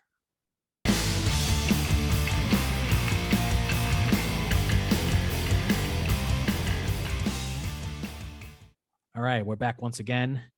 And that was Poison with Ride the Wind from the Coke Bottle Green vinyl pressing of Flesh and Blood, followed by Tesla with Getting Better from the blue vinyl pressing of Mechanical Resonance. And Mechanical Resonance just recently hit its 35th anniversary of release, as it was released on December 8th, 1986. So that's just something I wanted to mention before we move on to our next record. So that's why everything hurts on me now. It's because I can remember when that album came out. Like, God, 35 years. I wonder. I Am Vinyl has turned into old men complaining about body aches. I'll do a little Ride the Wind. Remember Al Bundy's dramatic reading of Duke of Earl? Just taste the wild, liquorine. What does that even mean anyway? Pig. So with that, let's move on to the next release, the 7th out of 8 that I've chosen to purchase. And the next one up is the champion of the record store day drop, as far as I'm concerned. This is the kind of thing that is perfect for record store day. This is what it's all about, folks. And then with the record we're talking about is Aerosmith, The Road Starts Here. And as it says on the hype label, from Aerosmith's Vindaloo Vaults, their first known recordings, all which have been previously unreleased. This is one of the records that, again, pressing it's okay. It's not terrible, but there are some surface noise issues. The vinyl itself, if you hold it up to a lamp really closely, they're dirty as hell. And I could tell you this because I actually decided to buy a second copy of this one after the first one because I wasn't sure if the record was a little defective, or maybe it was my stylus. I've since replaced my stylus with a new one again. So when I got the second copy of this from Discogs, there were actually people selling them for list price, thankfully. I decided to order another copy just to see, is it the record or is it the stylus? It's the record. I looked on Discogs, and reviewers were also noting the same things that I was noticing. I kind of shot myself in the foot where I'm thinking, why didn't I just look at the reviews first before I decided to buy a second copy? I ended up selling it, so I didn't lose a lot of money from it. It was just, I guess, something I needed to find out for myself. I preferably, when it comes to any record, really, I don't want to buy a record that's brand new and hear like all these pops and clicks, and it just kind of lowers the excitement of the release for me. I got over it fairly quickly when I did decide to sell that second copy, and I kept this one. This is the copy that I ended up keeping because it's actually the better copy of the two. The other one had scratches on it too, factory scratches. So this is what brings me to another conversation that I know I've talked to you about this, but I had a conversation with somebody from Experience Vinyl. I'm guessing people have seen the Experience Vinyl ads for the records on Facebook, maybe on Instagram, so you're familiar with the company. But what I was told when I was inquiring about another album that I received damage, which was Jane's Addiction's Nothing Shocking, which I ended up sending back for a refund, they told me that basically what's going on right now is with the pressing plants being as inundated as they are, a lot of these releases, the records are getting pressed, but a lot of times now the records are sitting in these factories, just sitting there collecting dust on spindles before they're eventually shipped off to be put in the covers. So I think this is one of those records that sat in factories for a while. I don't know all the particular details. All I know is what I've been told, and just from experience, what I've seen with this record. And like I said, it's not terrible, but I do wish at times I didn't have to hear these little pops and cracks and these little scraping sounds like on Moving Out, on the song that opens up side B. I just wish there was a little more quality control, and when the records were actually put in the covers and in the sleeves, that they weren't so dirty and already somewhat compromised before we get them on our turntables. Aside from that, this is a high quality release, and I have nothing bad to say about it other than I wish the quality control was better. No, I completely agree with you. They shouldn't be freaking dirty from the get-go. I think I might have gotten a little lucky, and yeah, it sucks to hear skips on a record, but thankfully I think all my skipping really happened in the first few minutes where there's literally no music being played. Oh, mine doesn't skip. Don't get me wrong. Mine does. So, it pops and cracks a little bit here and there, and they're loud. It's not like they're low. It's not, you don't have to crank this one either. So if I was cranking this, the pops and the cracks, it would be even louder. Yeah. On principle, as a fan piece, this is a grail piece. Like, this is for all your favorite bands, you want a recording like this, and it's just amazing that Joe Perry had the wherewithal to like have a tape recorder going to record this, or maybe he was put up to it. But the fact that it happened is brilliant. And I would buy any one of these kind of records from my favorite bands. So it's a cool thing to hear. Any other misgivings I might have about even how it's pressed or anything, the fact that this product even exists gets a thumbs up from me. So yeah. And we have to mention too that this was also issued on cassette because cassettes are coming back. Oh yeah, I'm sure they are. But I did the Rodney eye roll for those that are right. It looks good on you though. Oh, it looks good on you though. Yeah. Rapping Rodney on cassette. But dude, yeah, like I just think I give this definitely more of a pass than almost anything else as far as like how it sounds or whatnot, because the fact this came from a cassette, which thankfully has been at least looked over with care over the years or put somewhere safe, because the fact that you don't hear a lot of tape bullshit on there, like even they did a great job with the transfer. I think it's reel to reel. It looks like a reel to reel tape from the inner sleeve. Yeah, so it's and you can hear like the little wrinkles in the tape. Yeah, and that's fine. Like that's totally fine. The cool item, no complaints from me other than the a little bit of laziness in the factory side of things, and that's some good insight for sure. But yeah, this is what you want to do, honestly. Like, and finally, Kiss is dipping their toe in the vaults. Finally, I want to see more of this. I've even heard there's tons of. I mean, obviously, you would expect this. There's tons of unreleased live Aerosmith shows, so there's only going to be more of these. But yeah, find us stuff like this that we can really sink our teeth into. For Yeah. hardcore fans, there's a lot of meat on the bone here, and this made the day for me, So really cool stuff. Yeah. So we're going to talk about the track that I've chosen to play, and I know you wholeheartedly agreed with me on this one. Yeah, you're going to be And wondering on the front end, people out there that haven't heard this, if you're listening to the podcast side where we can actually play the songs, or at least we're going to, right. there is a really neat surprise in it. You're Yeah, going to be wondering, we're not gonna say it. We're just gonna play it and let you hear it. So those that are diehard Aerosmith fans, and even some that are more casual, I think, they might realize it if they have certain records. they will for sure. If all you do is listen to classic rock radio all day, you will hear something you've never heard before, and it's just a neat surprise. Yeah. And so trust me, stick with the song, even if you've heard it a billion times. Maybe, I mean, you probably haven't heard this version of it, so Yeah. stick with it. You're gonna love it. So, I love it. So the track we're talking about is their first official single, and this is one of the earliest versions of that particular song, and it is Dream On.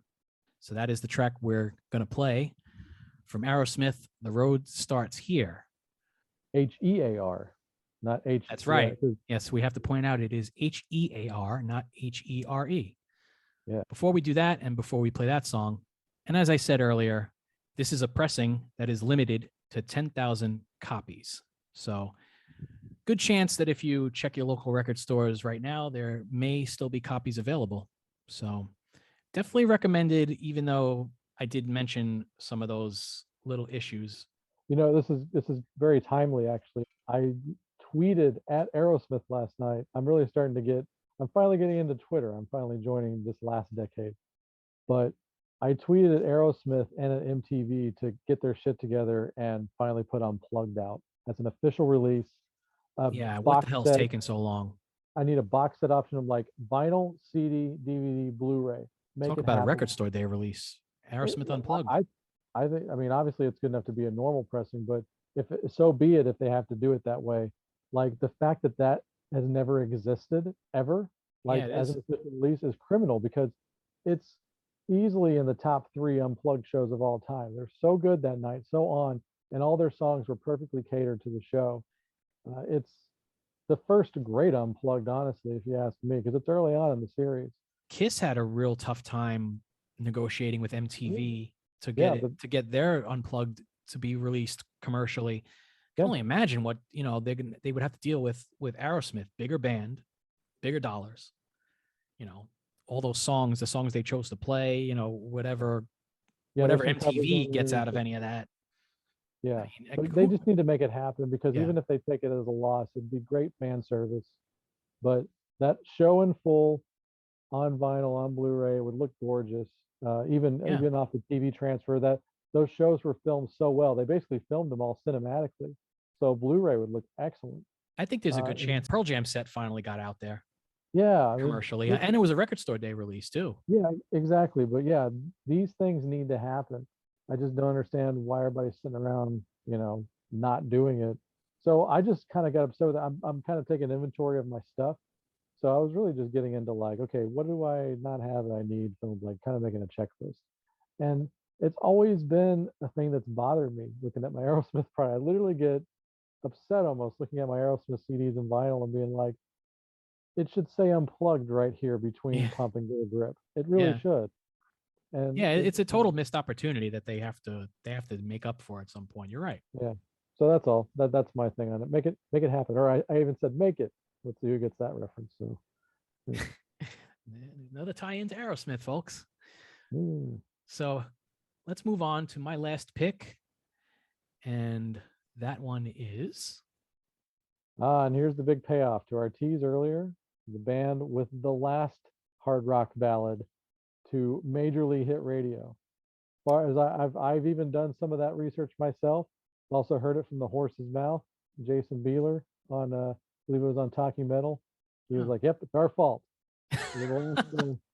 Last band to get through with that ballad, and I can't find anything that says otherwise. So Love Is on the Way is it's the beginning of the end for these bands on the radio, at least on pop radio, mainstream radio, whatever you're going to call it, having big hit singles. I'm not sure what the peak on this was. Obviously, my chart data in my brain's a little skewed from the last factoid I threw out there, but I Yeah, we gotta could we think. could check that afterwards. But I think this song, I I think gotta Love Is think on the top Way. 10. I think Love Is on the Way peaked at number 12, if I'm not mistaken. Ooh, okay, I think that's realistic, I we'll suppose. we'll find out. We'll find out in a little bit.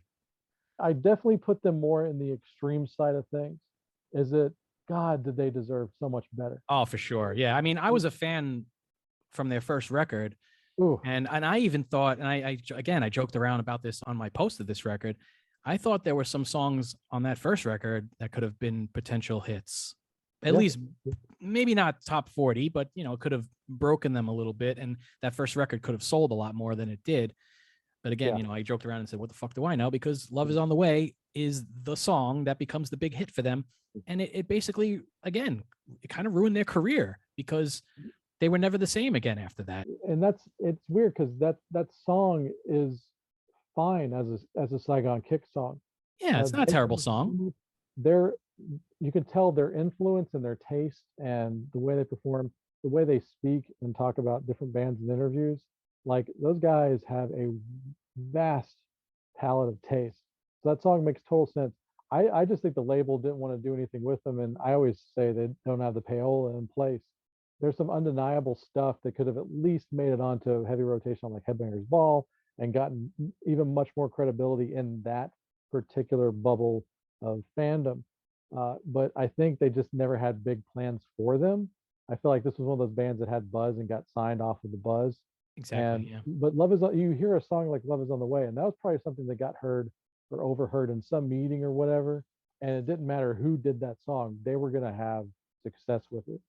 But Yeah. like I said, much like Extreme, whose biggest hit is that ballad, there's so much going on in their catalog. Even especially, and I say, going to Extreme, the Porno Graffiti record. I'm not a big fan of that record. I like 4 songs. I like the first off one that more. record. The first one's better. Yeah. Porno Graffiti is such a poor representation of their overall catalog, and they did better stuff afterwards. Yeah. Even And Three Sides to Every Story is a better record. Three Sides is brilliant. Waiting Yeah. for the Punchline is brilliant, both in different ways. And I really like the first Saigon Kick record. I like the Lizard a lot too. I was thinking that they were that good that they could actually survive the alternative purge, Yeah. whatever you want to call it. I thought they were good enough to actually hang on and get past too. all that. When I heard this record when it first came out, I honestly didn't anticipate Love Is on the Way would be released as a single. I don't know why, thinking about it now, but right. I thought Saigon Kick would be a band that would be outside of that, that power ballad. We have to release the power ballad for them Yeah. because the first record, I think they only released one video. It was What You Say, if I'm not mistaken. I think that's right. Yeah. And, even that, you talk about the potential that was there. Headbangers Ball relegated that particular video to being on. It was relegated to a crank or yank against Taiketo. I still have this on VHS. I mean, it was things like that. It was just like they were relegated to things like that. They were never really given like a serious push. So that video kind of came and went. But I remember thinking, wow, that's a really good song. And then I remember going to stay with my cousin in Colorado, and KBPI radio, the radio station there, they would play Saigon Kick like every day, but they wouldn't just play What You Say. They would play other songs from the debut. So I remember I asked my cousin, let's go to Sound Warehouse. I want to go pick up that album on cassette, which I ended up doing.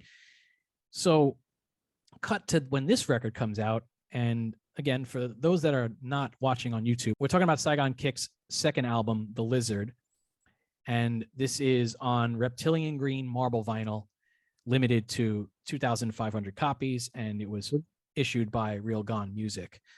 So it looks really nice. And it looks great, but again, we get into that area of the quality of the pressing itself. It CD looks era pressings. right. It looks great, but this is definitely a record that should have been on 2 LPs, because you run into that problem of it's a bit of a quiet pressing, so you have to crank it a little bit. And certain songs, you're going to have repetitive pops and cracks on a few rotations. And that occurs mostly, for me anyway, on my copy here, on the song Peppermint Tribe on side A, and a little bit on Love Is on the Way, which ends side A. And this is another one of these records that I decided, let me get a second copy. Let me see if it's the pressing or if it's the stylus before I had replaced it again. In this case, the second copy I got was actually better than this one that you're seeing on the screen. So I ended up switching out the records and kept this cover, and then I sold the lesser quality pressing on eBay. I guess Real Gone has a good tie-in. Well, and that I want to talk about Real Gone music too, because again, this is another situation where I was wondering if it's the pressing or if it's the stylus. So I decided to write to Real Gone Music because I purchased reissues from them, directly from them, and they'll get shipped to me, and the covers will be mangled or they'll be split. The record has gone through the top and bottom of the cover. So you send them an email, they'll send you like a new album cover and an inner sleeve. If you don't need the vinyl, they won't send you the vinyl, but they'll replace your cover and sleeve if you need it. So I've dealt with them with things like that.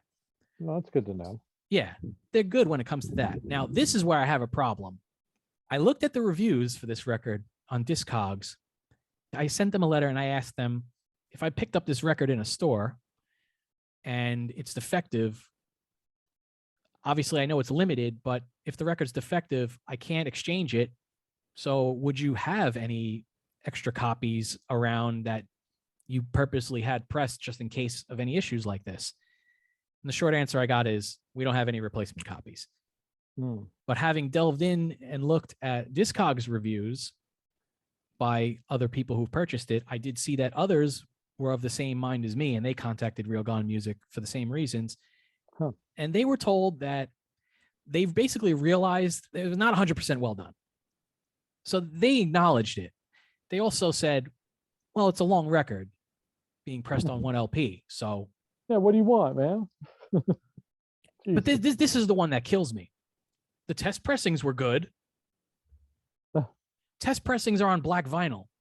So what the hell does that do for me when the record itself is a marbled vinyl, which at times typically has these problems with popping and skipping?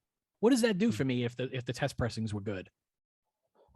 Who cares? I don't have a test pressing in front of me here. Yeah, exactly. I'll take one of those. Yeah. And then I followed up and asked them, will there possibly be a black vinyl release for this down the line? Because maybe I'll decide to pick that one up and maybe that one won't have the same issues. And I got no answer on that one. Yeah, of course not. So again, I could listen to the record. I can enjoy it for what it is, but I'm not happy with it overall 100%. So it is disappointing. And given that they issued the debut album earlier in 2021, I ended up getting the clear white vinyl pressing of that one. Yeah. And that one was very good overall. Yeah. I've noticed a little quiet again, because it's a lot of music for one LP, but much better than this one overall, unfortunately. So this was the one that I was looking forward to the most out of all of my 8 picks, because it's not one of the major bands, and this record, outside of Love Is on the Way, and it's not like, again, it's not like I dislike the song. I actually like it more than To Be With You on the Mr. Big record. Oh yeah, absolutely. It's got a great feel. But sure. when I listen to Saigon Kick, I want to listen to the heavier tracks with Saigon Kick. I think it's what they excelled at. If I had to guess, they did ballads on these records because they were basically told they had to do some ballads on these records. Yeah, probably. There are ballads on the first record and there are ballads on this one. The major difference is they push the ballads on this one more. Yeah, and nobody would know. And they're so good at that heavy psychedelic sound. Like Noah, I'm sure there were other bands that were doing this, but I don't know a band that got this far doing that kind of music. And it's a really cool sound for my money. I even love much like the third and fourth Extreme albums, I really love Water and Devil in the Details. So hopefully there'll be some releases for that down the line, hopefully pressed with more care than this. But I gotta wonder, I think I only have half the answer here. I know it's not just going to be limited to this label, but the Atlantic stuff, the Atlantic Records reissues that have been coming out lately, some of them have been very highly anticipated by me. Yeah, they could always be louder. Even Slave to the Grind, which had a 2 LP pressing, that could have been a little bit louder. And really? I think so.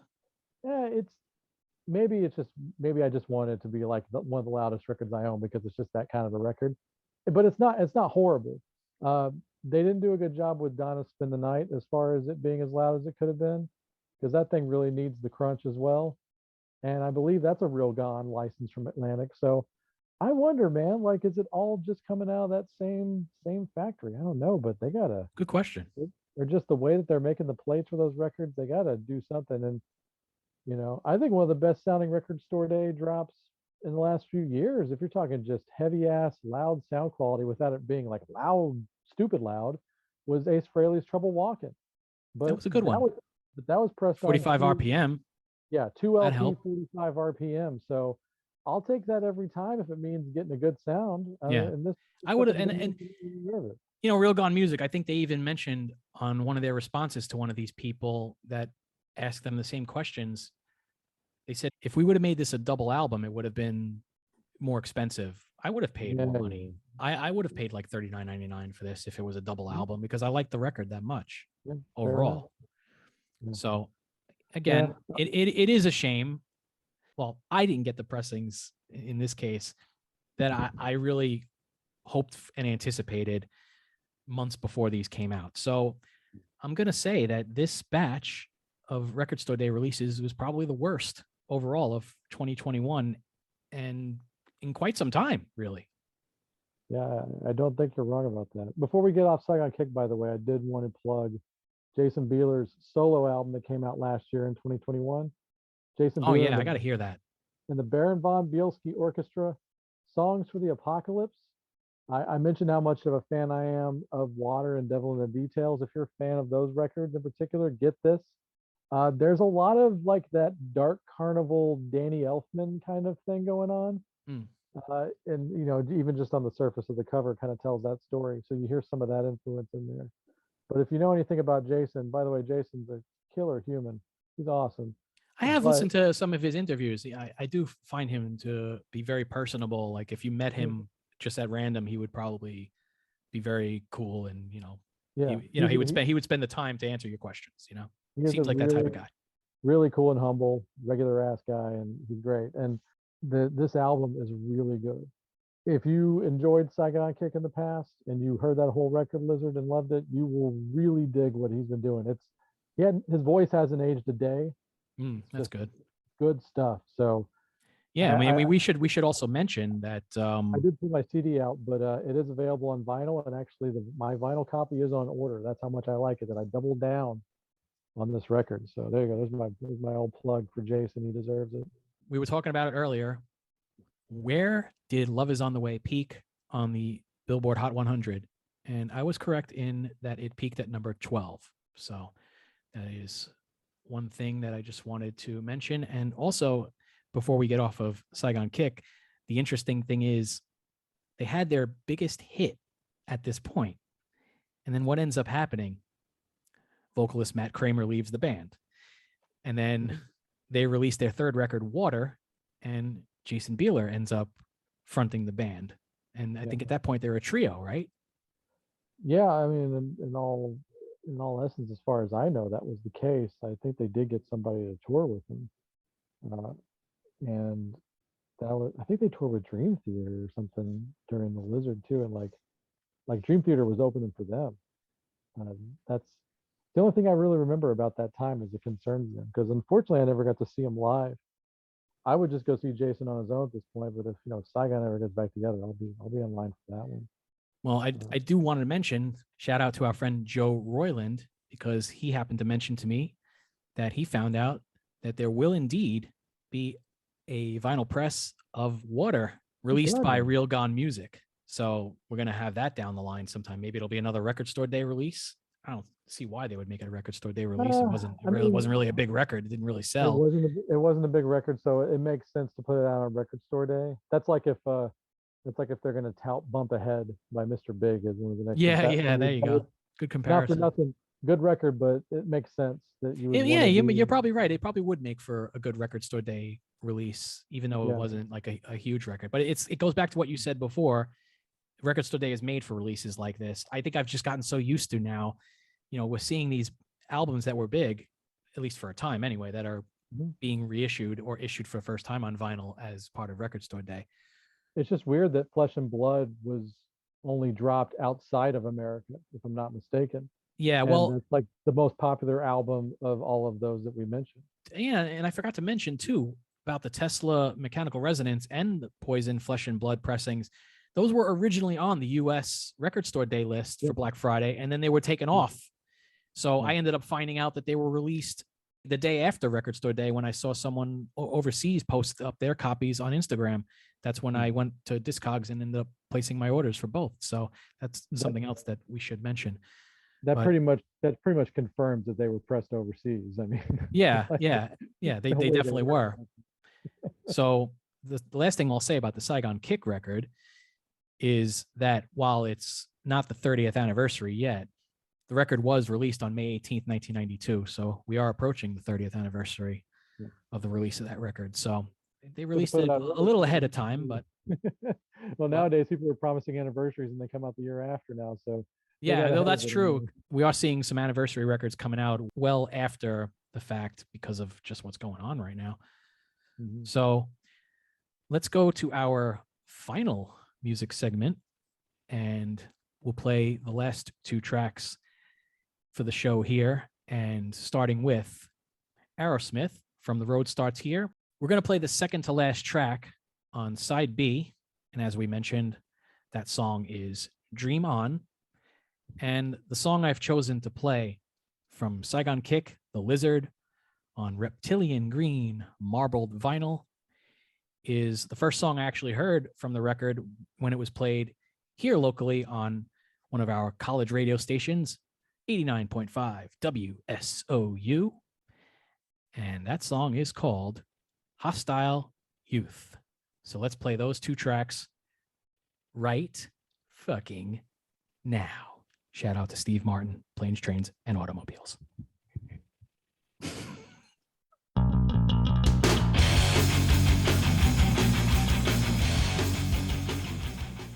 All right.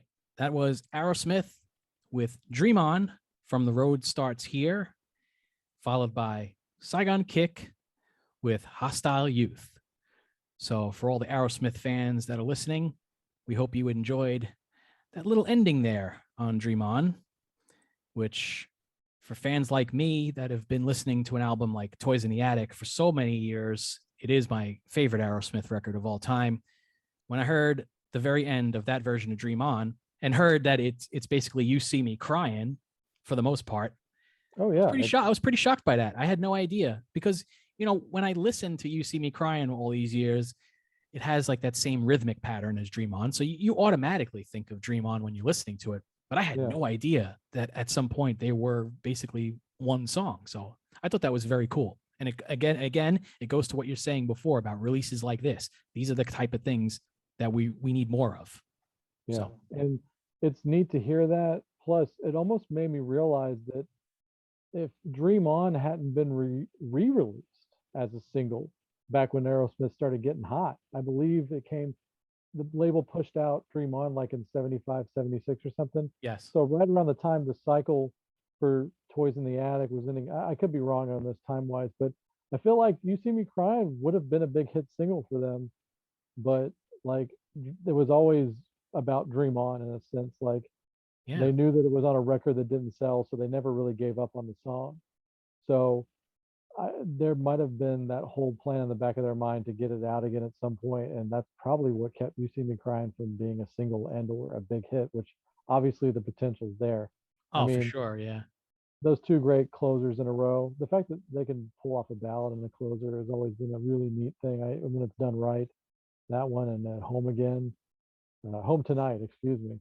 Yeah. And Great. even like What It Takes, like, man, those are some killer songs, some Yeah. of the best songs. I would say guess like I You gotta, See Me Crying though, like as far as a oh, ballad, way better than like, Angel. well, yeah, but yeah, it's such a, I mean, and the fact that Steven had that really beautiful piano line for both those songs, so young at that point, Yeah, yeah. it's such a mature sounding song for guys that are pretty much just kind of out and out scumbags, you know. So there's that also. But yeah, greatness, and it's just I'm sure every fan that didn't know about that in advance, and it was probably most of us, like had that ooh moment at the very end, and that's really what it's all about. So, You know, I was probably sitting on that couch right there, probably like this. oh, yeah. I was like, wow, this is something I never knew. Well, speaking of sitting on the couch, this will give you that. Was it Maxell that had that ad where the guy's just like, where it's like, is it live, or Memorex or And whatever? they had like, yeah, they had that big comfy chair, but I don't think they ever Yeah, did a couch. the guy with his hair and his Yeah, tie blown back. with the sunglasses, You'll right? you'll get it out of this release right here, the Motorhead Ah, Record Store Day release. The Lost Tapes, live in Madrid, June '95. 22 burners, all balls, no ballads, of course, as Motorhead, who plays rock and roll.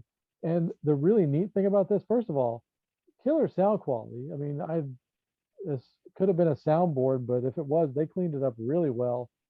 I think I like this better than the live album that came out after it. They put out a really decent live album called Everything Louder Than Everything Else around the same time, but they probably should have put this thing out because this thing is great. And like I said, once again, the sound quality is really, really good. And and this is a spoiler, but the first track, they open up the show with Ace of Spades, which is usually reserved for like basically almost like a set closer, at least halfway through a set. I think this might have been the only tour where they open with it. I could be wrong, but it's an anomaly at this point for sure. But them just kind of playing it and getting it out the way, but also one maybe one of the best live versions I've ever heard of Ace of Spades, and that's saying a lot. yeah, It kicks off the album in just an amazing fashion, like, oh, they're not playing around. So I champion all of the latter day Motorhead stuff, anything, basically from the last lineup era, which is, Phil and Mickey as a trio. There's some amazing stuff out there to be had that people still haven't really gotten hip to. This is a really good snapshot of that period because we're right. about 3 years into that lineup. But it's a really, really good live album, and I hope they continue on. I think they are putting out another Vault series title really soon. But Yeah, I love to see this, and obviously some of our favorite bands of all time that we grew up on have been around our whole lives. Their stories have either come to an end or they're coming to an end. So getting this stuff out is really nice, and it, keeps the name out there, keeps it alive. And a lot of people may not have gotten this. I know you didn't get it, Pete, but I'm not going to beat you up. But I mean, Motorhead catalog anyway is very intimidating, even if yeah, you just stick to the studio albums. yeah. Like I said, the But only reason I didn't decide to get that one is just I was trying to keep my choices to a minimum. I didn't want to go too crazy. no, And I it was a understand. live release, so I wasn't 100% sure what we were getting, but I'm glad it's of great quality. So maybe someday down the line, if there's Yeah, copies floating around, I'll get it. yeah. So definitely a recommended by me here for sure. That was like the last thing I really had to say. I missed out on some other titles. I wanted to. There was like a Stray Cats triple live album that I couldn't get a hold of. I missed out on Oh, right, the that. one from Music on Vinyl. Yeah, missed out on that one unfortunately, and maybe a couple other things. I missed the Weird Al. But we'll see. Record Store Day coming up in a few months. They've already announced Taylor Swift as the ambassador, by the way, if you missed that yesterday. I, Um, I did miss yeah, that one. that was trending a lot yesterday. I thought it was I actually when I initially saw it, I thought it was a joke, not because it was Taylor Swift, but because she's doing that whole thing where she's selling her re-recordings and making it an event, which is pretty neat on the surface because when has anybody been able to make a big deal out of re-recordings ever? Yeah. So I've been following the story for that reason, but they're all called Taylor's version because it's her taking her music back from her old label, Yeah. basically. That stuff I've heard about. Yeah. So the funny thing is they always have the badge with the person's face on it. And so it says like Record Store Day 2022, Taylor's version at the bottom. And I Oh, thought that okay. was Okay. pretty funny actually. So I was like, good branding right there. But yeah, I always have high hopes. I mean, there's always gonna be something we're gonna want to get, if not 6 titles. Was there anything else that you decided to pick up? I know I got a few more right offhand. I honestly can't remember what they were. And but it's weird because that doesn't make them bad titles. It definitely actually they're probably fine because if I remembered them, it probably would have been a bad one. So I guess that's my teaser for the next episode. Okay. We'll let you know everything else I got next time. Probably Okay. some random soundtrack that I just forgot that I got. Well, So we'll, wow. we'll close out by saying that I want to have positive thoughts about the next Record Store Day event. Obviously, this last batch, it's kind of soured, my feeling a little bit, of the anticipation of these records, because now you kind of don't know what you're going to get with these pressings. If you're going to get a quality pressing or if you're going to get something defective or half-assed. So it has kind of taken away the luster. We use that word. It's taken away the luster for me, at least a little bit. And you know me, I'm a huge vinyl fan, huge music fan, but you got to be realistic too. We're spending money on these things and sometimes, premium prices, and we're not really getting what we're paying for in some cases. So it's probably going to skew my thinking a little bit in how I approach these future Record Store Day events, how many titles I decide to buy, which, I did that with this last Record Store Day. And I guess that turned out to be a good idea because I think less was more in this case. If I would have picked up more, I might have been a little more disappointed with some of the other ones that I may have potentially decided on. So I'm with you in that I want to really have positive thoughts about the future Record Store Day events. So I don't have high hopes that the major labels are going to take any lessons from any of their mistakes, because, I've heard from the same people that were talking to me about the Aerosmith record sitting in the factories too long. There's talk going around that the major labels are going to be, downsizing their vinyl output. And obviously probably because of what's going on with the pressing plants, but also because, they're taking a big hit when it comes to defective records and returns and things of that nature. But, I can only say then put out better quality products, and, don't put it on us when the records turn out like shit and we want replacements. And then, they're going to sit there crying and complaining that, that they're burning too much money on this stuff. I don't know. Yeah. Well, the reality is we're still in a goddamn pandemic. I mean, that's really the lead of this whole thing. Like, we're still in that. Factories aren't at full strength. They don't have full staffs. Now with that, think about, they're almost 2 years backlogged now.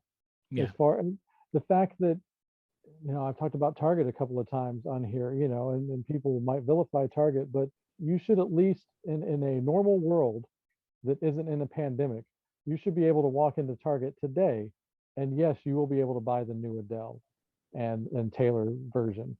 But like, you could also walk in there and get Rumors or Purple Rain and a million other records, Abbey Road, Weezer Blue. Those were the things you were seeing prior to this. You knew, okay, that's kind of always going to be there, because these records are never going to go out of print because they're super popular and they sold millions of records. That's not been the case. They've become limited editions just by default because the factories are so backlogged. Even something that should take priority, like those particular titles, whenever a big thing comes out, like an Adele or a Taylor Swift album, everything has to take a back seat because none of the factories are at full strength. And until we can get past all this crap, which means everybody got to go do the goddamn right thing. Yeah. You want your records, you want your concerts, don't be an asshole. So I think you understand, read between the lines, is what I'm saying here. Once we can finally get past that, maybe things will get better. So it sounds like we're being selfish, but at the same time, people got to fucking act right. And then maybe get good pressings and all the copies that we could ever need of most anything that we want to buy. And that's just the facts. Well, couldn't have said it any better, Joey. So I think that's a good place to leave on this episode. So thank you for your time once again. And I thank everybody for listening and watching as we enter another year of this podcast. So we will hope to return as soon as possible with the next episode. Don't know exactly what we're going to be covering on the next episode just yet, but we will return as soon as possible with the next episode. So thank you once again for tuning in here on YouTube and tuning in to the audio version of our podcast here at cnjradio.com. And as always, please be sure to check out our other shows here at cnjradio.com. You got Joey's show, Rock Strikes 10. We got the Wrestling House Show, Talking Rock, and The Last Theater, and also the Synaptic Empire with Randy Brown. So, yeah. And a little programming note there, since you mentioned Talking Rock. Talking Rock has now officially ended. Right. As of a few weeks ago, but that's actually a good thing. So you out there, people out there, if you're not subscribed to SiriusXM, go do it.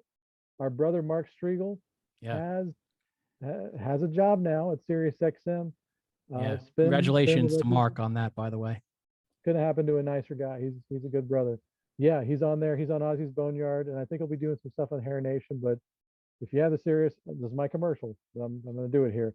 You have the Sirius XM app. Go on there, and you can look up Mark Striegel's name, and you can set your phone. It'll tell you when he's on the air. I've done it myself. You can like the show just like you like a podcast or like a song on a streaming service. Just hit that star, hit that notification, hit like you're doing on this video right here. Hit those notifications and those Yes, likes. please. Give us a subscribe too. We could definitely use that here on YouTube. Yes, please. But yeah, go help out our brother Mark, because if you're tuning into a show when he's on, it definitely helps. And we wish him all the best because he's the man. So Absolutely. yeah, good note to end out on. Great note to end on. So thank you all once again, and we'll see you next time right here at cnjradio.com.